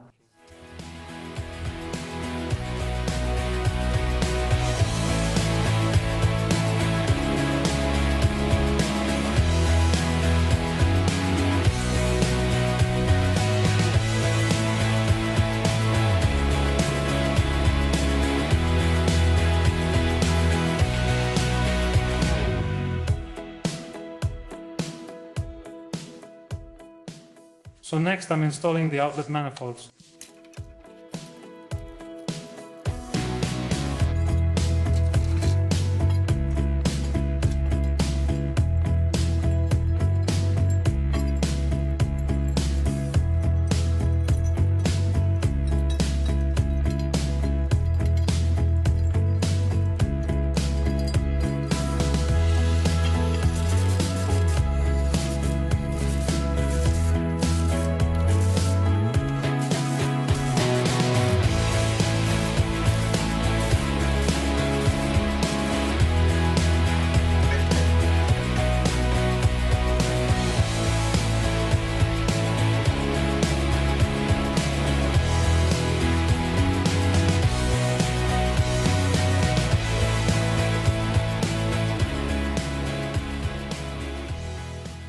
I installed the bracket. From what I understand, the air conditioner compressor and engine are both attached to it using only a few months.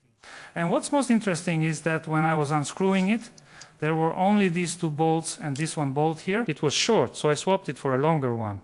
Maybe they unscrewed it when they removed it. But these bolts here, 1, 2, 3, 4, 5, 6, these ones. Not a single bolt was there. I don't know, I screwed them in, found 6 bolts at home, screwed them in. That's how it went on. I immediately installed a cushion, a new cushion. I installed it right away.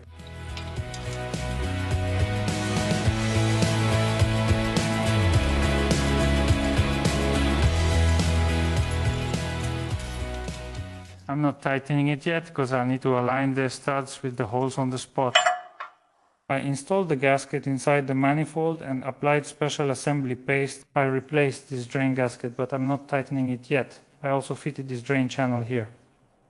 Now I'm installing the turbocharger.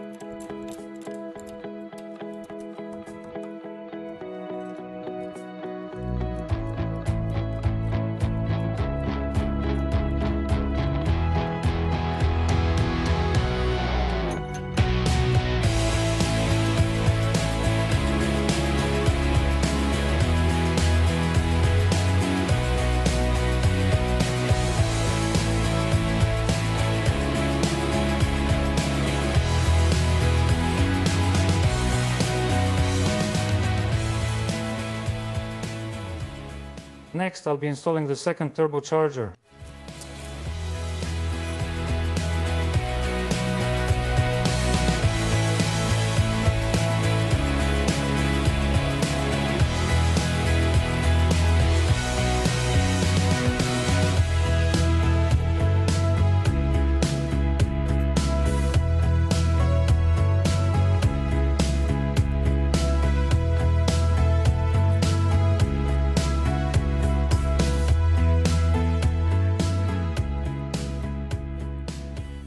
I installed the turbocharger, tightened everything, and it fit well. Everything went in smoothly. This is what the drain from one turbocharger looks like.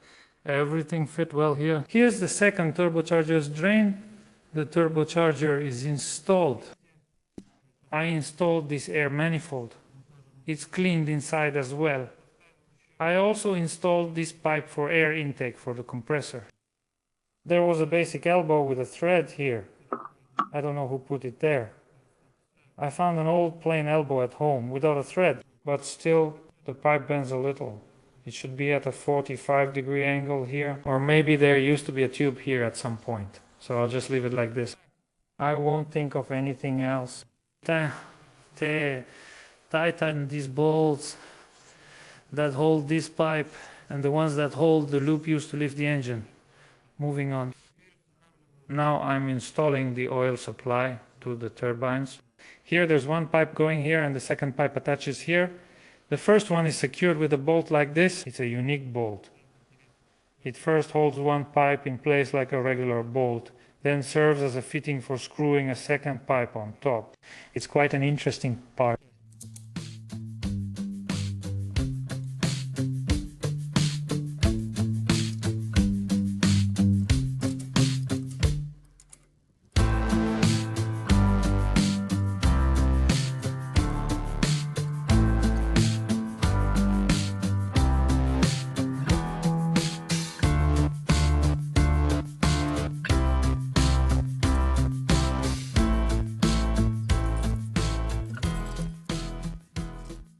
Alright, so the turbines are fully installed now.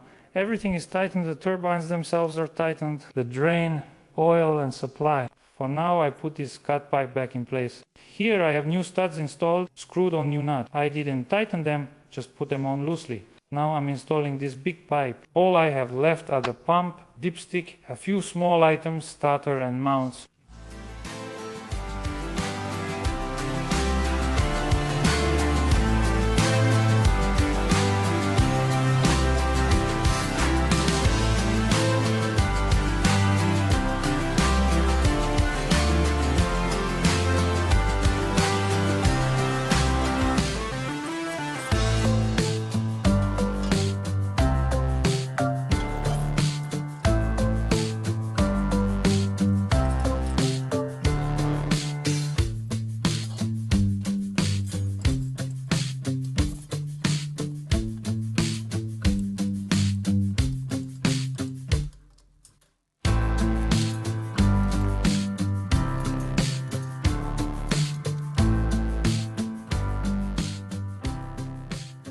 You could say the engine is assembled now.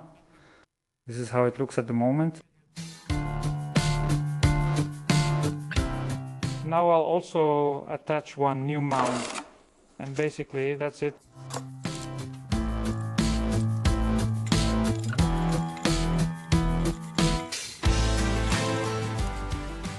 For now, I'm not tightening it yet either. I can align it on the spot, move it around, get it into the hole, and then tighten everything up in place. The engine is ready, so now what am I going to do? Now I'm going to close up and seal the opening, connect the diesel fuel, hook up the starter and the batteries. So I'll be getting it ready to start.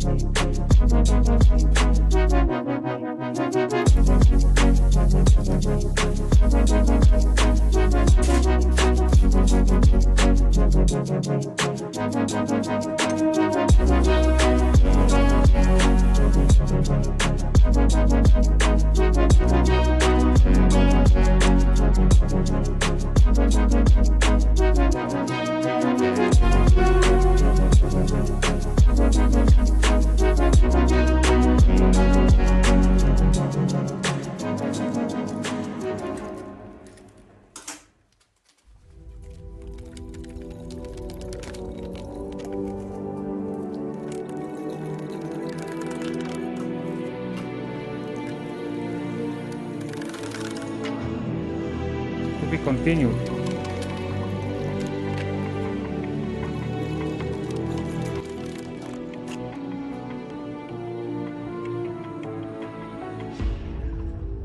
To be continued.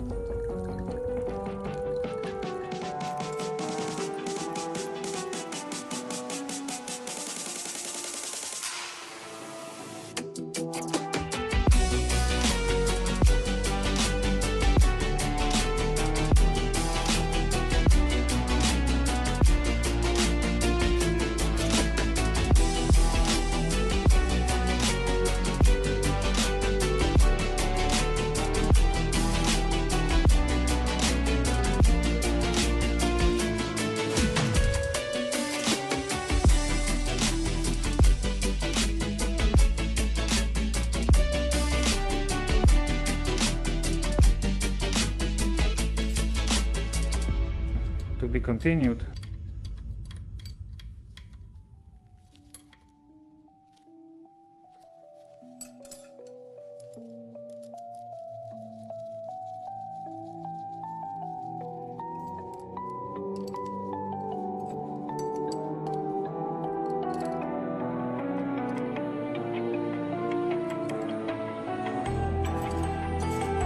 To be continued.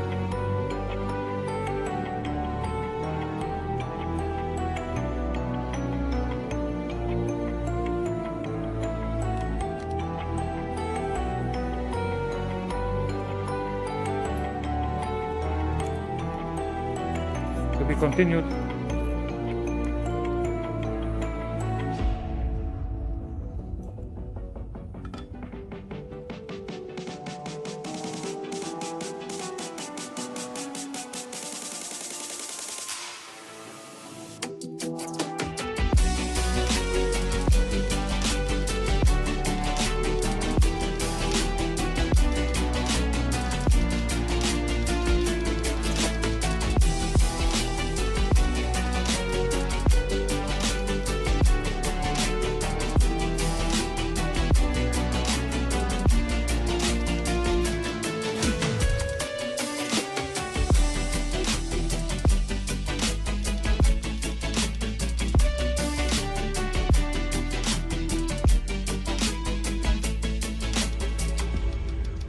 To be continued.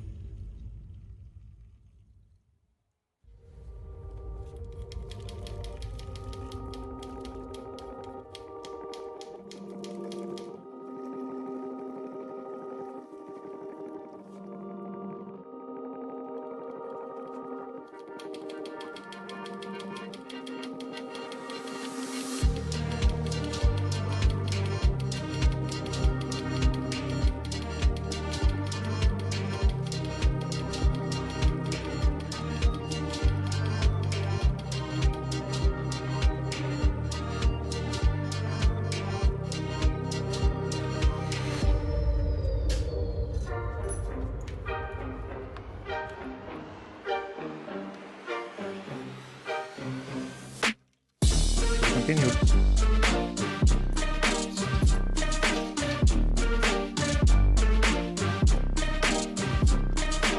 To be continued.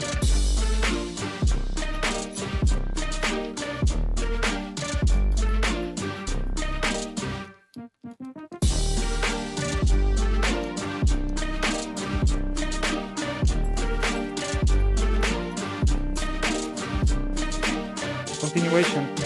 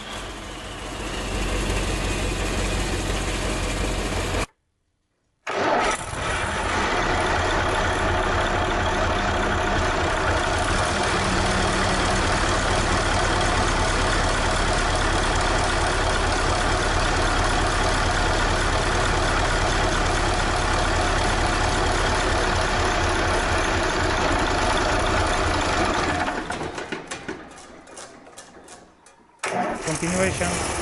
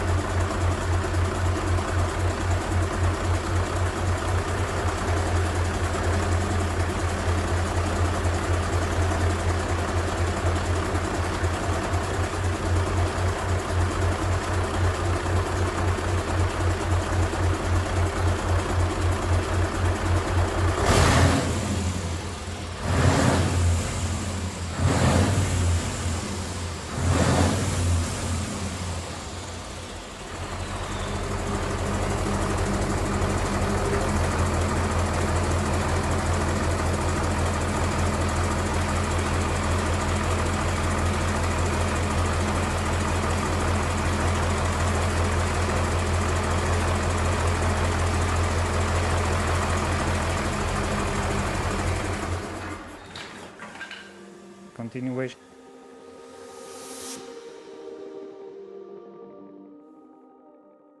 Next, there was a question about the cost. So now I'll briefly explain. A total of about 350,000 was spent on this engine.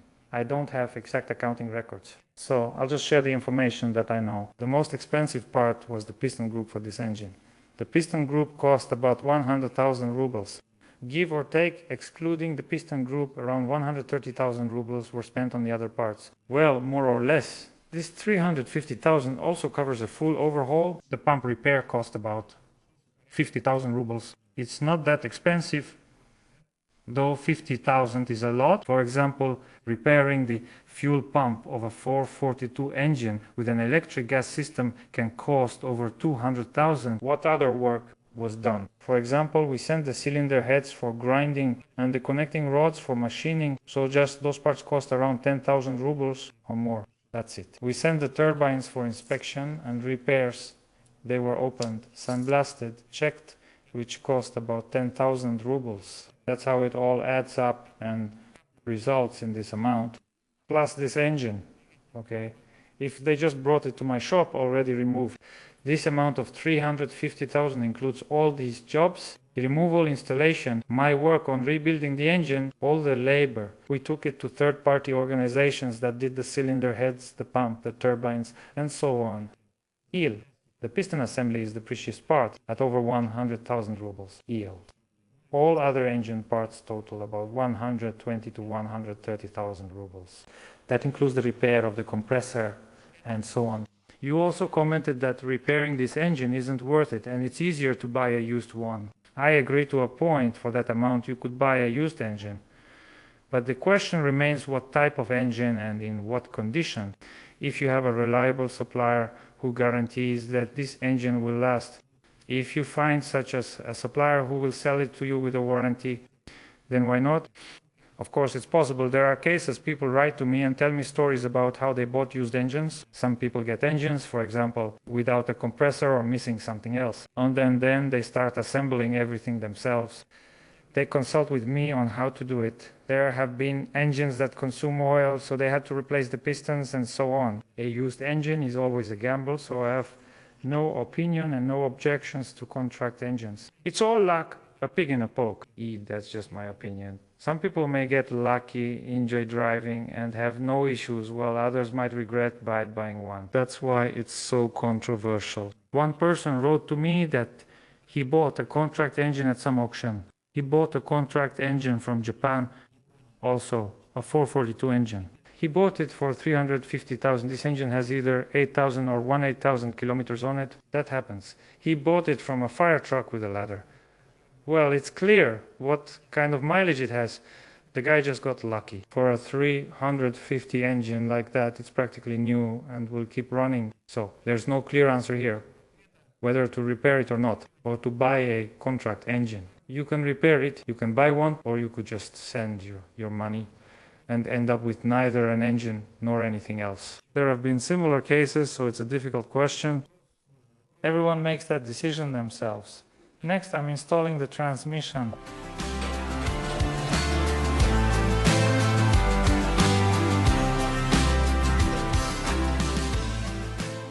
I'm disengaging the gear.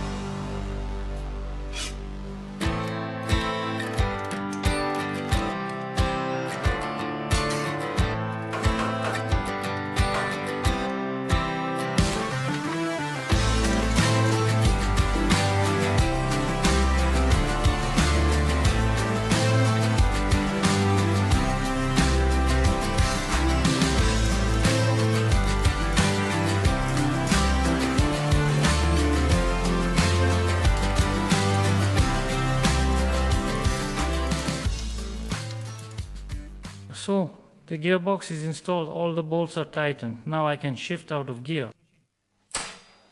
Now I need to push the release bearing into the clutch basket.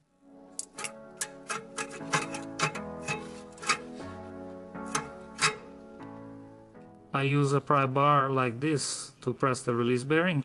And now I need to fasten the pin. Here it is, this pin, and it will act as a stopper. It will secure the release bearing, and it will only move together with the clutch fingers.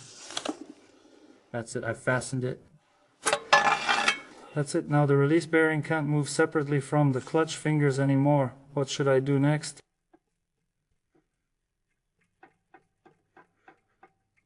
We can see that the release bearing is fixed in place. Now I need to close this small upper inspection cover.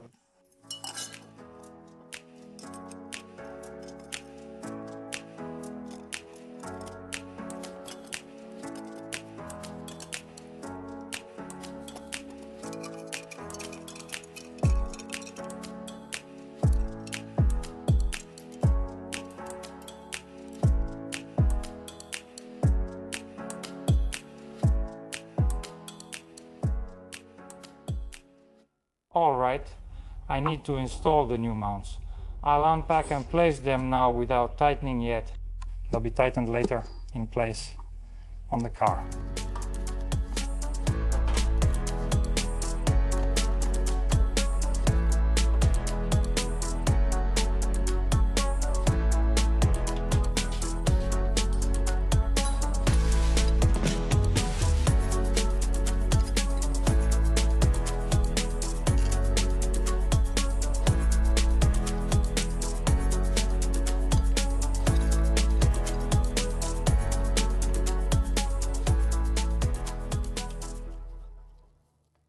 Right, so now my task is to put it on a wooden pallet and set it up. That's it. Afterward, it will be installed on the car.